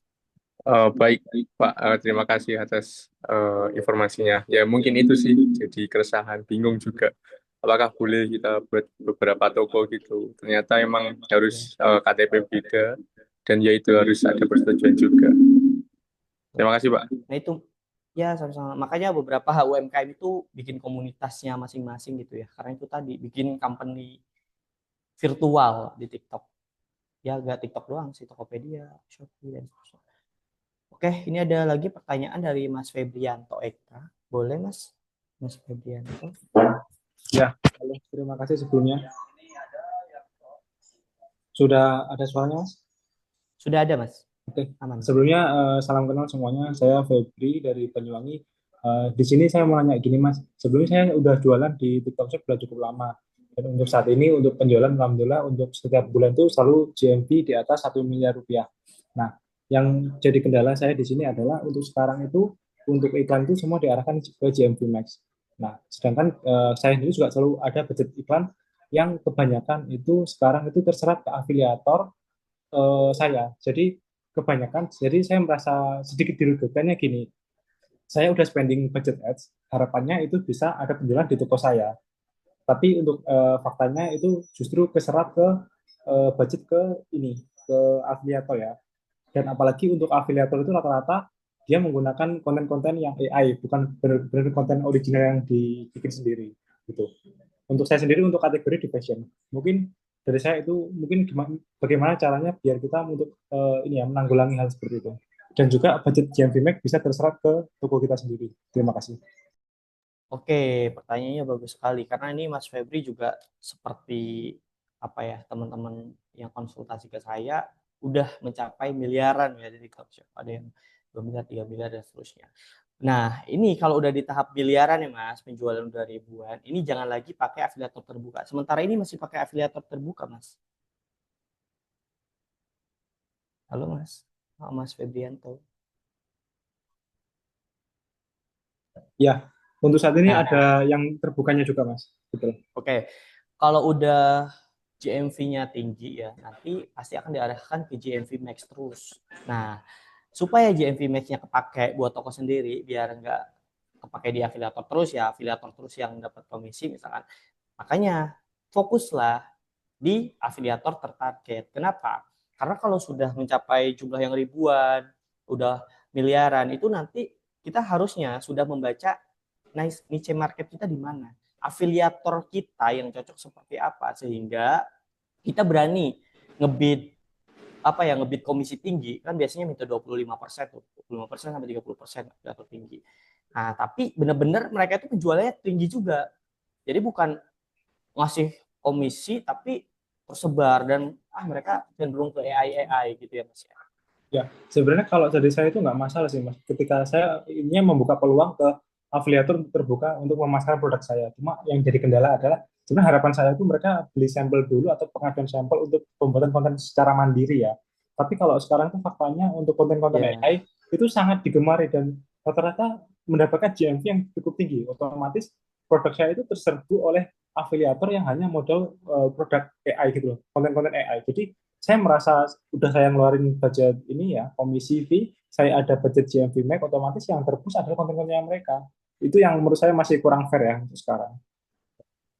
dan ada kabar baiknya Mas, barusan kan aku ada acara juga di Malang ya, ada kabar berita terbaru dari TikTok Official bahwa nanti konten-konten AI ya, promosinya pakai AI akan diturunkan baik dari algoritma maupun nanti kena pelanggaran yang serius, bahkan akunnya bisa di ban secara permanen. Karena itu keresahan seller-seller yang lain juga, karena udah spend budget di FB Max tapi kok pemakainya sama afiliator-afiliator yang modalnya AI. Karena afiliator AI ini ya satu orang bisa punya misalkan 200 akun, 100 akun. Nah, itu kan kayak agak effortless istilahnya ya.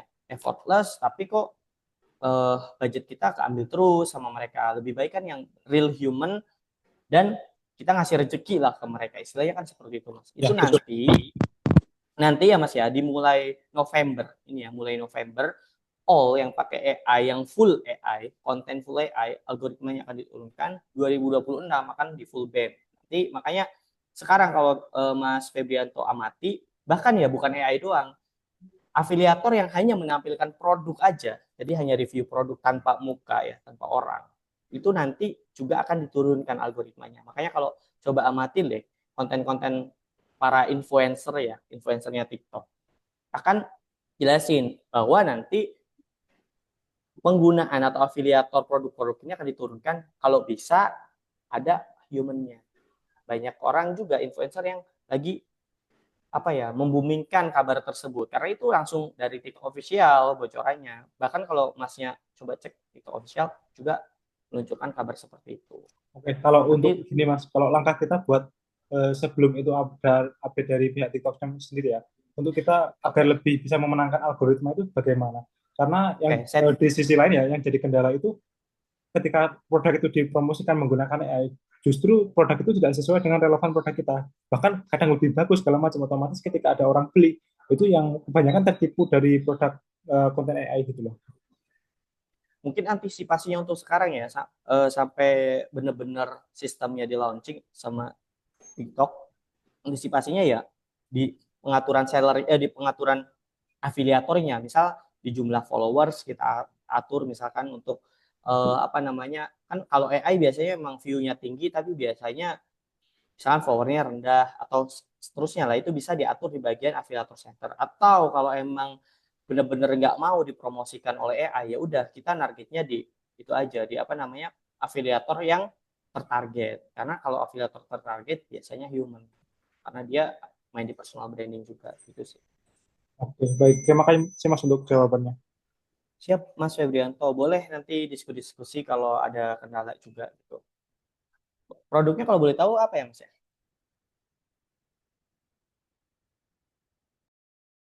Udah on, udah off nih. Oke, nggak apa-apa. Kemudian ada Mbak Di fashion ya Mas, Vladimir fashion, nih. fashion pria. Oh siap, fashion pria, siap.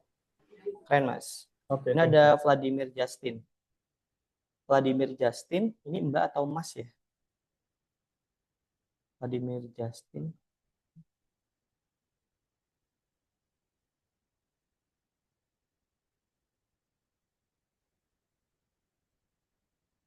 Halo Kak Vladimir Justin. Oke, sambil nunggu Kak Vladimir, aku bacain chat dulu ya. Oh udah. Halo Kak Vladimir Justin. Oke, oke, halo, selamat malam Mas Ruby. Selamat malam Mas. Terima Ya, kasih sebelumnya sudah diberikan kesempatan saya untuk bertanya. Tadi saya mendengar kalau bahwasannya ada AI yang digunakan untuk hiring karyawan. Jadi kondisi saya saat ini, saya ada bisnis dengan keluarga. Nah, kami itu terkendala dalam hiring karyawan.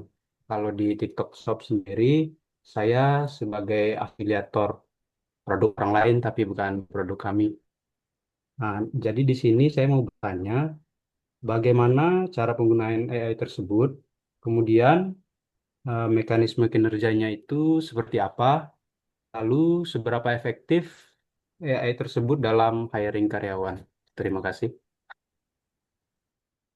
oke. Jadi sebenarnya penggunaan AI ini seperti yang aku bilang tadi ya Mas ya, disesuaikan dengan kebutuhan. Kalau masih bisa di screening secara manual oleh human, alangkah lebih baiknya ya kita screening manual oleh human dengan bantuan mungkin bukan AI yang khusus apa, screening CV misalnya pakai ChatGPT pun bisa kan, itu masih manual pakai human. Misalkan kita taruh 10 CV upload berbarengan kemudian kita screening kan masih bisa itu secara otomatis. Tapi kalau udah mungkin ratusan ribuan itu kita perlu tools AI untuk screening CV. Di LinkedIn pun bisa. Kemudian misalkan perusahaan-perusahaan yang udah besar, nah itu bisa juga kita tiru alat yang digunakan ya. Itu contoh nih, kalau contohnya kalau di LinkedIn kan kita bisa gunakan ya. Nah itu nanti screeningnya basicnya adalah dari CV Mas. Jadi nanti akan dikelompokkan misalkan berdasarkan expertise, berdasarkan lulusan atau berdasarkan kampus atau berdasarkan IPK. Nah itu. Tapi kalau masih di bawah under 100 ya screening karyawannya saya sarankan manual sih Mas, karena apa ya, di bawah 100 masih sangat bisa banget oleh manusia dan padukan dengan AI. Jadi bukan full AI gitu sih Mas. Pak Di, kalau pertanyaan yang kedua apa ya? Halo Mas.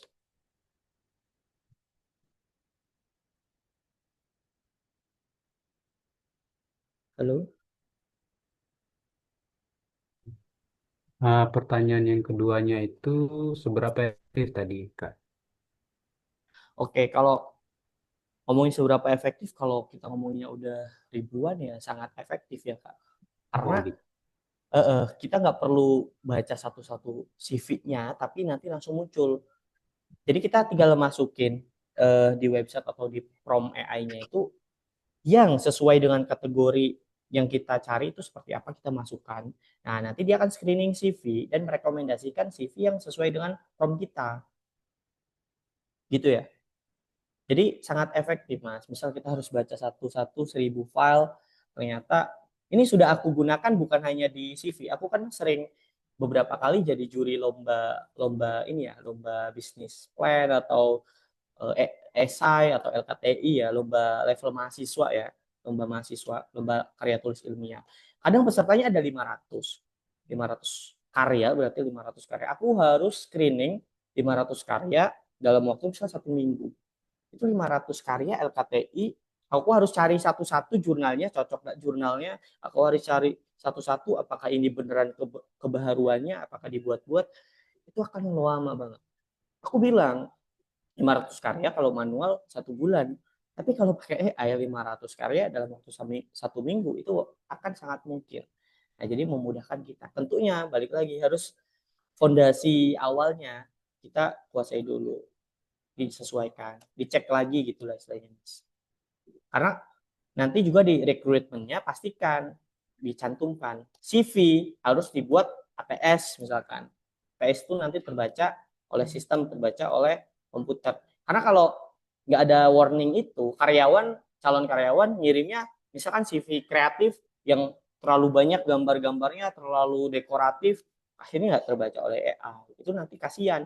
Misalkan CV-nya bagus, tapi nggak terbaca oleh AI. Makanya biasanya perlu di warning di bagian nanti open recruitment-nya ada tulisan CV di screening secara otomatis oleh AI misalkan. Sehingga pastikan pakai CV ATS.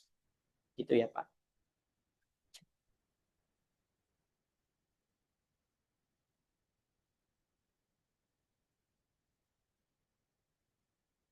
Kalau contoh AI-nya, biar nggak saya nggak iklan ya, ketik aja di Google ya.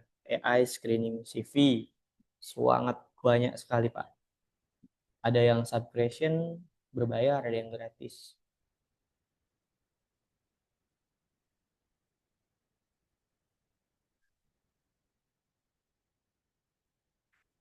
Gimana Pak Brian? Apa mungkin aku baca ini juga ya, baca di chat. Ini ada di chat ini ya.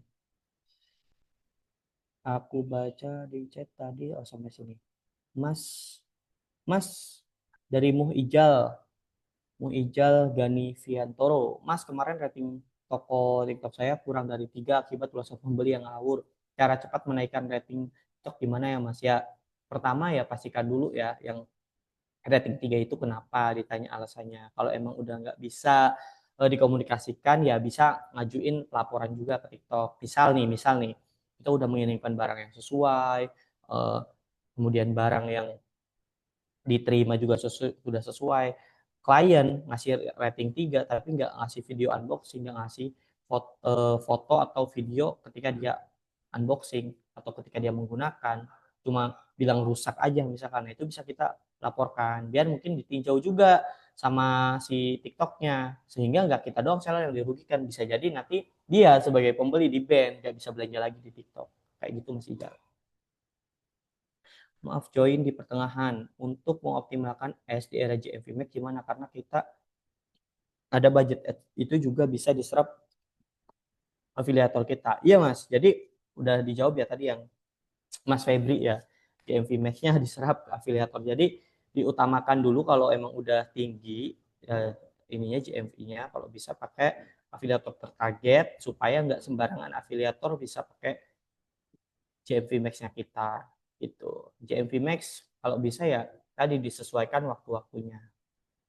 Kemudian untuk dropship bisa nggak? Sangat bisa Mas. Nanti tinggal berkabar dengan yang punya toko ya. Tapi kalau di TikTok ya Mas, TikTok daripada kita dropshipan mendingan afiliatoran Mas. Karena afiliator sangat mudah.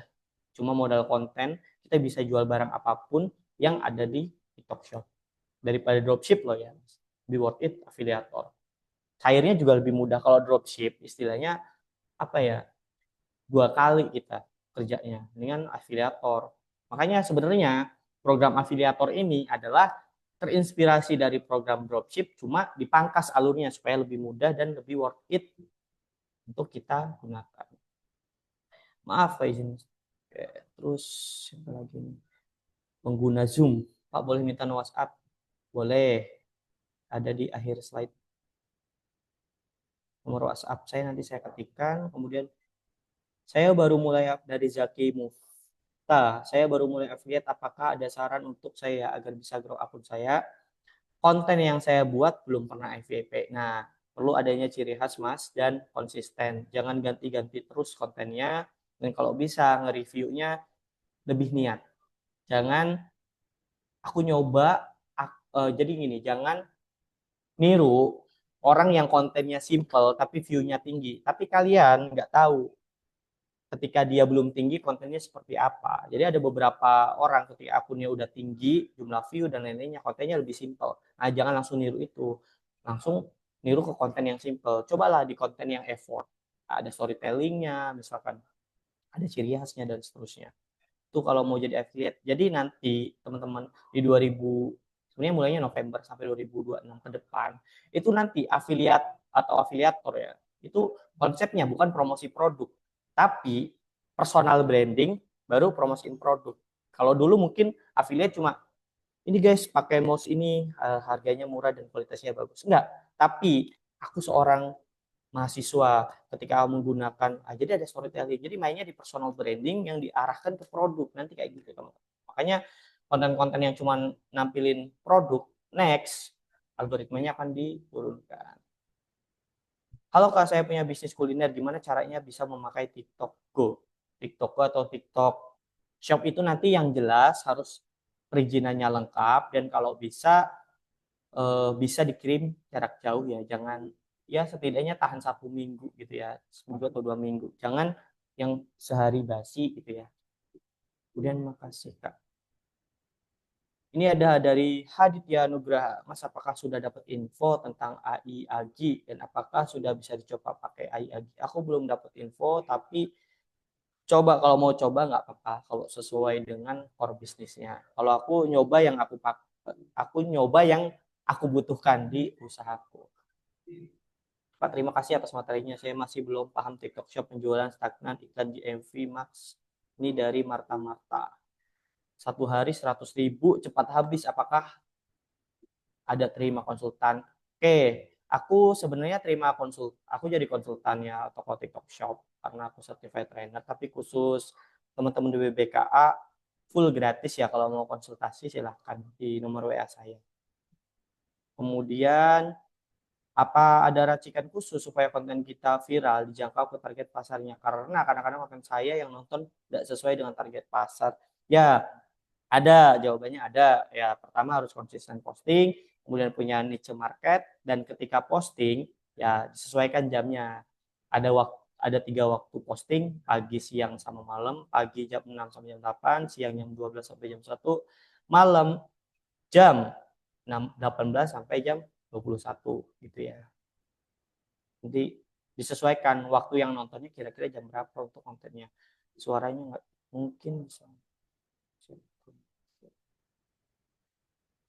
Nah, Fahri Wahyudi, saya belum pernah coba mendalami pakai TikTok Ads. Apa bisa terkoneksi dengan website? Sangat bisa Mas. Nanti tinggal API dari websitenya dikonekkan ke TikTok. Sebenarnya kalau Masnya main di TikTok Ads ya perlu website, kecuali produknya ada di website. Nanti di TikTok sebagai engagementnya nanti diarahkan ke link websitenya gitu Mas. Karena biasanya kalau yang iklan TikTok dan TikTok Ads diarahkannya kalau nggak ke view komentar, kalau nggak ke komentar, kalau nggak ke live, ke WhatsApp.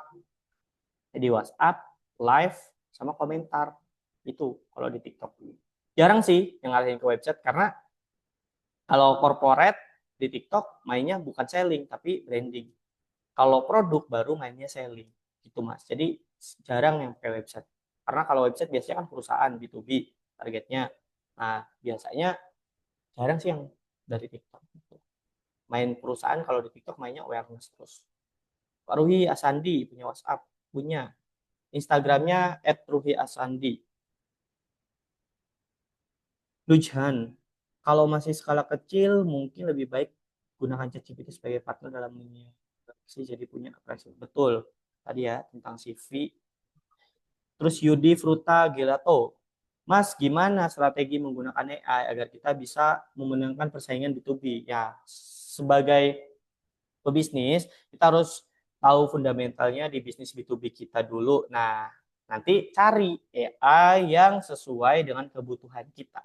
Nggak semuanya AI harus dipakai.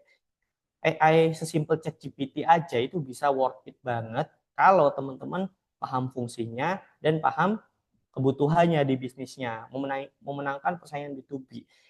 Modal ChatGPT aja aku yakin nanti ya kalau benar-benar udah spesifik target marketnya, core bidangnya, nanti tinggal disusun aja. Misal bikin campaign 1 tahun. Karena kalau B2B itu jangan jualan produk sih. Mainnya B2B itu bukan jualan produk. Karena kalau jualan produk, jualan jajan misalkan. Aku lihat kontennya, aku langsung beli. Jualan baju, aku lihat kemejanya, aku langsung beli. Tapi kalau misalkan B2B kayak aku seragam, orang lihat kontenku, gak mungkin langsung beli. Wong belum ada kebutuhan bikin seragam. Nah, konten untuk B2B adalah konten yang harus diingat. Nah, gimana cara diingat? Bikin campaign. Ada campaign setahun, sebulan, seminggu, gitu misalnya. Nah, bikin campaign mega campaign, nanti ada campaign yang kecil-kecil. Nah, tentunya pembuatannya biar lebih gampang dan lebih mudah, kita pakai AI untuk strateginya. Sering-sering di post gitu. Udah nggak ada lagi pertanyaan di chat? Adakah yang bertanya lagi di raise hand?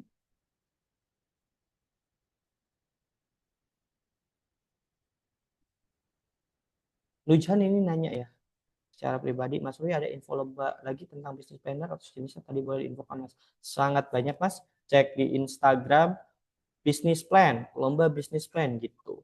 Nanti kalau aku yang jadi juri, aku nggak akan infokan ya, gitu Mas. Tapi di Instagram banyak sekali, hampir semua elemen pemerintahan, dinas-dinas bikin lomba, mahasiswa kampus semuanya pada bikin lomba.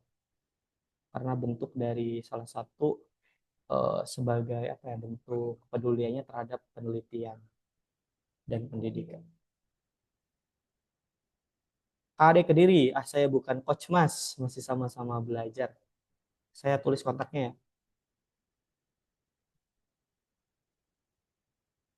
Di sini sama-sama belajar, sama-sama lagi merintis. Cuma ada kesempatan masuk ke dalam environmentnya TikTok, jadi ada info-info terbaru dikasih tahu duluan. Mungkin kalau di grup juga aku cek cek ada Mas Leo juga ya, Leo Giovanni terkait dengan FYP. Di grup PBK ini juga ada loh, ada Mas Leo, keren, untuk FYP spesialis. Siap, silakan, boleh kontak-kontak. Bagaimana teman-teman semua, ada pertanyaan lagi mungkin, baik di chat ataupun di raise hand boleh.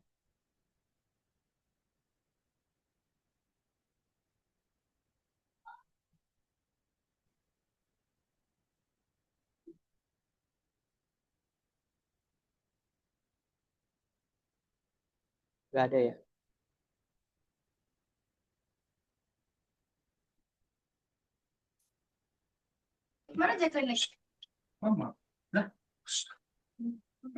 Malam, Kak. Maaf, izin bertanya lagi.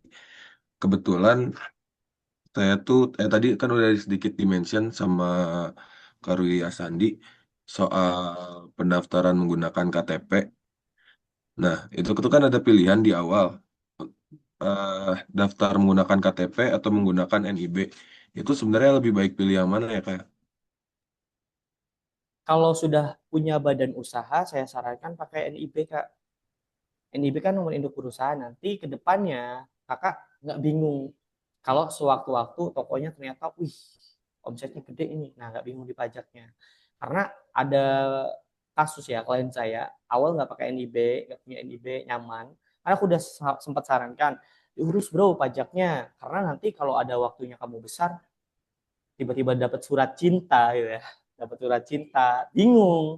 Akhirnya betul kena penalti, yang akhirnya ya kita coba alami penyesuaian, kita UMKM dan seterusnya, tapi tetap kena denda dengan catatan kita mengurus persuratan NPWP, NIB, seperti itu. Jadi kalau sudah punya NIB, bagusan pakai NIB Mas, lebih mudah. Nanti meskipun nyampe miliaran, kalau masih di bawah 2,3 miliar kan masih masuk UMKM nih, kita masih bisa ya akal-akalin dikit lah pajaknya. Mau pakai skema 0,5%, mau skema 2,2% misalkan. Itu sih. Oh, Atau berarti itu bisa tuh ntar nol. nggak otomatis terpotong ya? Maksudnya nggak otomatis terpotong dari TikToknya ke depannya Oh, gitu. oh Kalau enggak. misalkan udah mulai, oh ya. Enggak, tetap kalau Oke. pajak karena sistem pelaporan pajak di Indonesia itu self ini ya apa namanya laporan mandiri ya, jadi bukan otomatis terpotong. Tapi kalau terpantau kita nggak punya akun pajak, tapi di rekening kita transaksinya gila itu 1 miliar, 500 juta, 2 miliar dapat surat cinta. Karena saya juga pernah mengalaminya dapat surat cinta. Ya itulah, nggak apa-apa lah. Selain perlu belajar jualan, kita perlu belajar pajak juga. Yang akhirnya ujung-ujungnya ya saya juga pakai konsultan pajak gitu ya, biar gak pusing. Oke, baik. Makasih banyak, Kak. Siap Mas Brian, sama-sama. Ini ada pertanyaan dari Nana Supriyatna. Mau tanya Kak, kalau mau mulai afiliator tips yang praktikal yang bisa langsung diterapkan, mau tanya Kak, kalau yang mau mulai afiliator tips yang praktikal yang bisa langsung diterapkan para afiliat pemula. Ini mungkin maksudnya kontennya ya. Mulai aja dulu, beli barang apa, kontenin, review produknya seperti apa. Itu paling gampang ya, nggak usah langsung perfeksionis. Aku harus gini gini gini gini gini seperti konten kreator. Enggak, mulai aja dulu sambil nanti menyempurnakan sambil berjalan. Jadi jangan kebanyakan planning, jangan kebanyakan teori, aksi dulu baru nanti ketika aksi kita sempurnakan perlahan. Ini kayak belajar juga aku dari Ko Andrew, dari Mas Andreas ya, yang dari Bali. Keren, itu keren banget.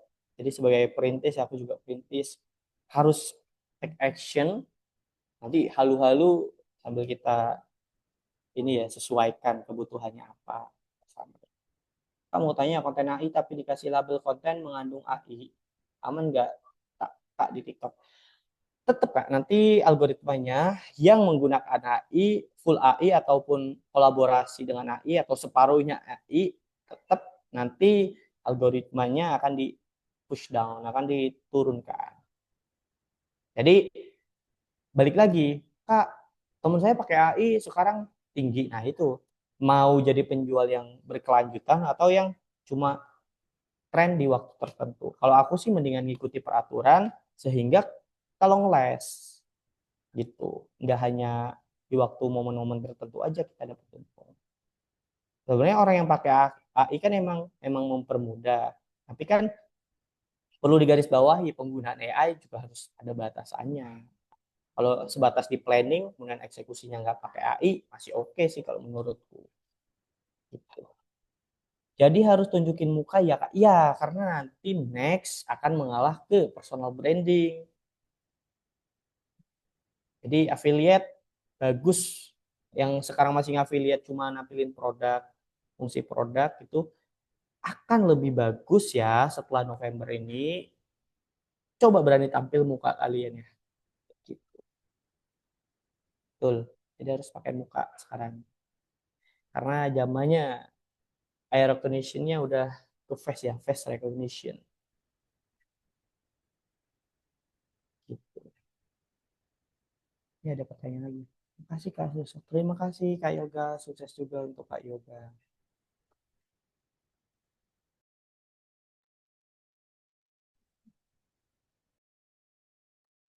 Ya silakan Kak Ferdian. Ya, halo, selamat malam semuanya. BBK dimanapun Sama. berada. Dan juga thank you ya, Kak ya. Good banget nih sharingnya hari ini. Saya sharing sedikit boleh ya? Nggak apa-apa ya? Boleh banget dong Kak. Ya. Dulu di 2022, 2023 itu masa jaya-jayanya seller kita. Kaos reflektif dan kaos glow in the dark. Omsetnya hampir 300 sampai 500 juta, 3.000 pieces. Tapi setelah ditutup dan dia joint venture dengan Tokped ya, Tokped, banyaklah mulai kayak pelanggaran dan sebagainya. Sehingga sampai hari ini pun, terakhir saya pakai cost untuk host in-house live, itu kurang lebih sampai 20 juta. dan juga ads-nya kurang lebih 10 juta. Sudah dibuat konten dan sebagainya, memang tidak mengangkat. Tapi saat ini saya geser dulu, saya tinggalin dulu TikTok karena ya mungkin Shopee lebih lebih praktikal kali ya. Karena effortnya kalau untuk TikTok kan yang tadi dibilang ya harus bikin konten viral, lah, konten menarik lah ya, konten menarik dan harus personal branding dan sebagainya, betul ya. Nah sekarang saya lagi mulai lagi nih TikToknya. Ibarat kata, kalau menurut kakak sendiri, apakah saya mending develop toko baru atau ini yang pertama ya, develop toko baru atau memang lanjutin yang udah ada? Itu yang pertama. Yang kedua, soal afiliator. Terakhir afiliator saya jalanin. Itu ada beberapa temen lah yang mengencourage. Bilang katanya, oh afiliator bagus tahu jualannya, revenue streamnya oke dan sebagainya. Oke, saya kasih 15% untuk komisinya. Tetapi nggak ada yang ngambil. Itu yang pertama. Saya juga bingung kenapa. Apakah memang harganya terlalu mahal? Harga range-nya kaos saya ini, reflektif dan glow in the dark-nya ini kurang lebih 200.000 sampai 500.000. Di masa yang sebelum TikTok tutup, ya saya bukan yang flashback balik-balik atau gimana, tetapi maksud saya itu works dan berhasil. Tapi yang kedua, setelah ya kita jalanin lagi dan memang kurang lah, agak kurang minatnya. Nah, saya pakai afiliator terakhir, saya di-ban. Kenapa di-ban? Toko saya dibukukan. Saya juga bertanya-tanya kenapa. Tadiannya saya bilang ke admin saya, tolong dong saya mau cari afiliator 100 atau enggak 1.000. Oke, kita kirim sampel, kita kirim sesuai dengan apa yang afiliatornya mau dan kita mau naikin yang mana yang produknya. Tetapi sembari berjalannya waktu, saya tanya ke bagian ekspedisi, Kak ada nggak ongkirnya atau apa? Nggak ada Kak, nol. Oh ya udah nol, oke. Terus sembari berjalan loh, kok saya dibukuin dan saldo saya minus sampai 4 juta sekian-sekian lah.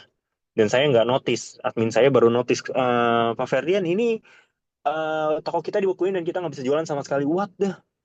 Saya agak bingung langsung jadinya. Apa tidak ada apa tidak ada solusi lainkah dengan afiliator yang baru mungkin baru mulai lagi kita sebagai seller kan artinya antara dua injek dana atau memang kita punya jualan udah laris terus afiliator nggak ada masalah dengan ongkirnya karena apa? Karena saya udah tracking semuanya dari Sabang sampai Merauke.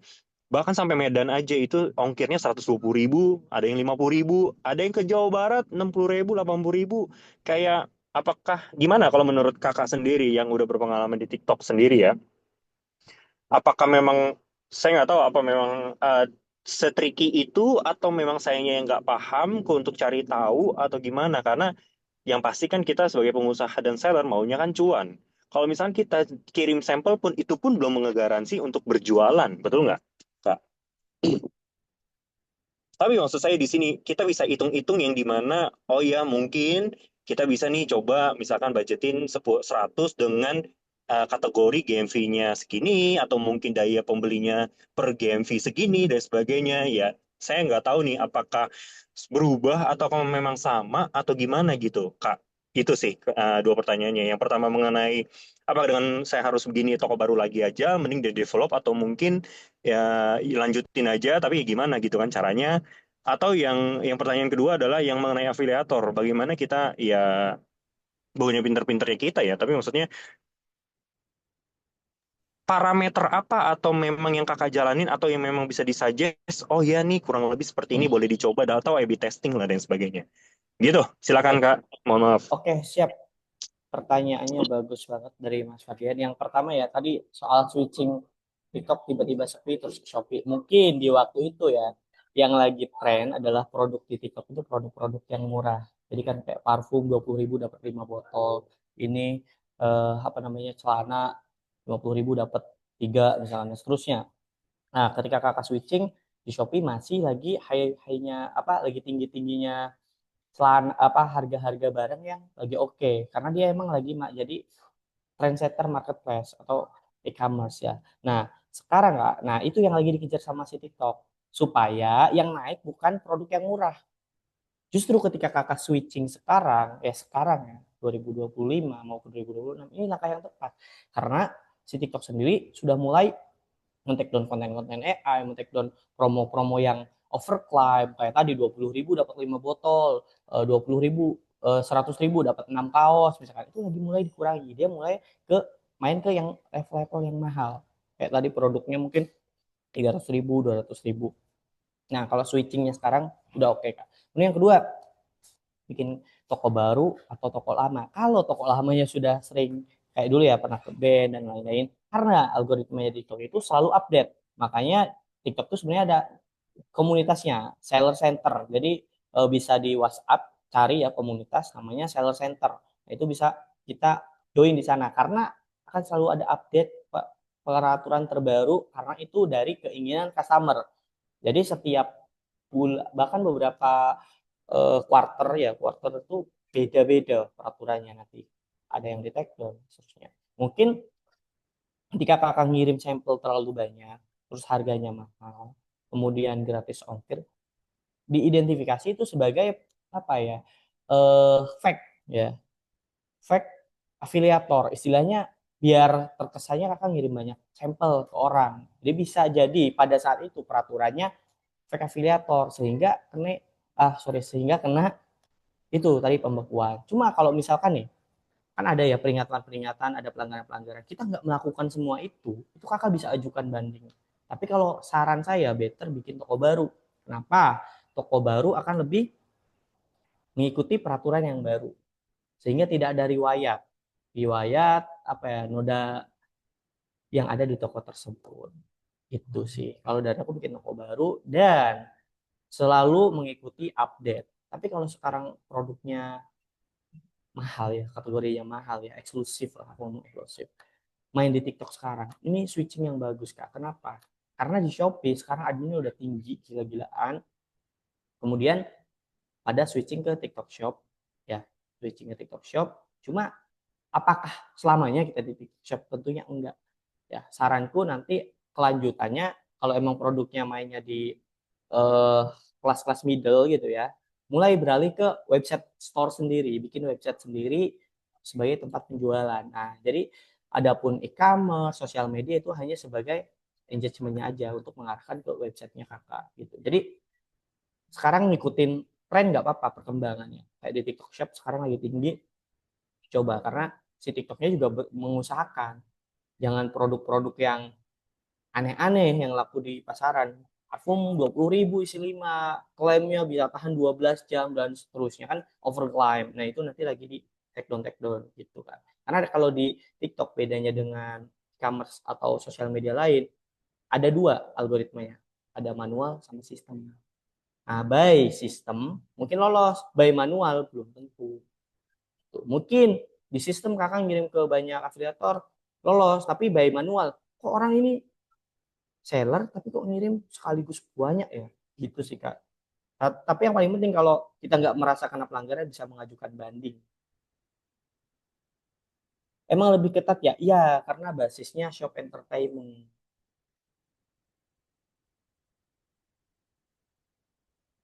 Ya Kak Ferdian, raise hand lagi silakan Kak. Dia better bikin toko baru sih Kak.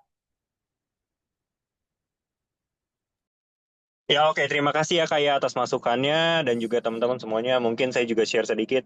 Iya betul, kalau di Shopee saya open aja di sini ya. Saya Shopee Mall. Kalau saya pakai afiliator dan juga campaign-nya yang double date itu saya kurang lebih 35%. Fashion, Shopee Mall, aktif semua, voucher promo, gratis ongkir, bla bla bla dan sebagainya di 35%. Tetapi kalau di Shopee memang lebih masuk cost-nya kurang lebih 15 sampai 18%-an itu Shopee Mall.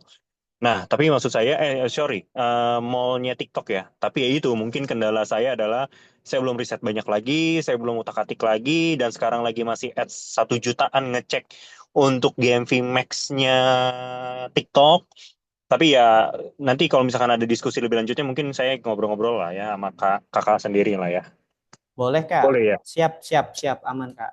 Pokoknya untuk Siap, komunitas BBKA los kita. Gitu ya Kak siap. ya. Thank you semuanya. Selamat malam. Selamat malam Kak Ya, ya. Ferdian. Ini ada pertanyaan lagi dari Kak siapa? Kak, saya pernah punya toko daftar pakai NIB kena ban. Apakah NIB bisa didaftarkan ulang dan nomor rekening masih bisa dipakai? Kalau ban-nya sudah ban permanen nggak bisa Kak. NIB-nya nggak bisa dipakai lagi. Tapi nomor rekeningnya masih bisa. Gitu ya Kak ya. Kalau daftarnya NIB. Kalau ban-nya permanen. Atau kalau masih ban-nya masih bisa dibuka, coba ajukan banding dulu ke TikTok Shop-nya. Lihat responnya apa yang perlu kakak lakukan. Kalau depan mau ikut acara bisa hubungi kemana ya? Ikut acara ini apa ya, Kak, ya? Kalau ke depan mau ikut acara bisa hubungi kemana ya? Kalau di BBK kan selalu di-share ya acara-acaranya ya di grup ya, dan gratis. Kalau acara TikTok Shop gitu ya, boleh tanya ke aku, nanti aku informasikan kalau ada acara-acara. Oke, ada lagi nggak kakak-kakak untuk pertanyaannya? Kalau nggak ada,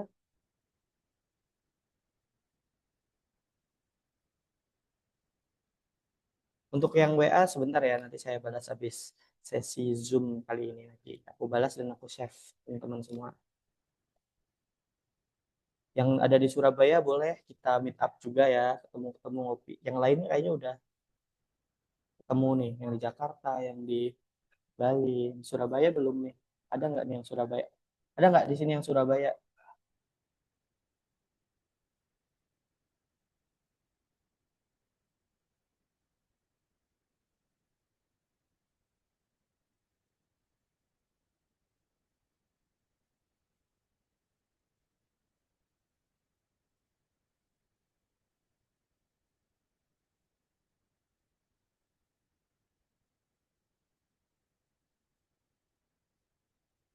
Oke, mungkin kalau nggak ada pertanyaan lagi, aku cukupkan. Nanti kalau ada pertanyaan atau mau diskusi terkait AI atau TikTok Shop, boleh WA aku atau DM Instagram aku. Kalau lagi buka WhatsApp dan buka Instagram, nanti aku pasti balas. Terima kasih teman-teman BBKA, sukses selalu. Kalau ada baiknya diambil baiknya, kalau ada buruknya saya mohon maaf. Terima kasih. Assalamualaikum warahmatullahi wabarakatuh.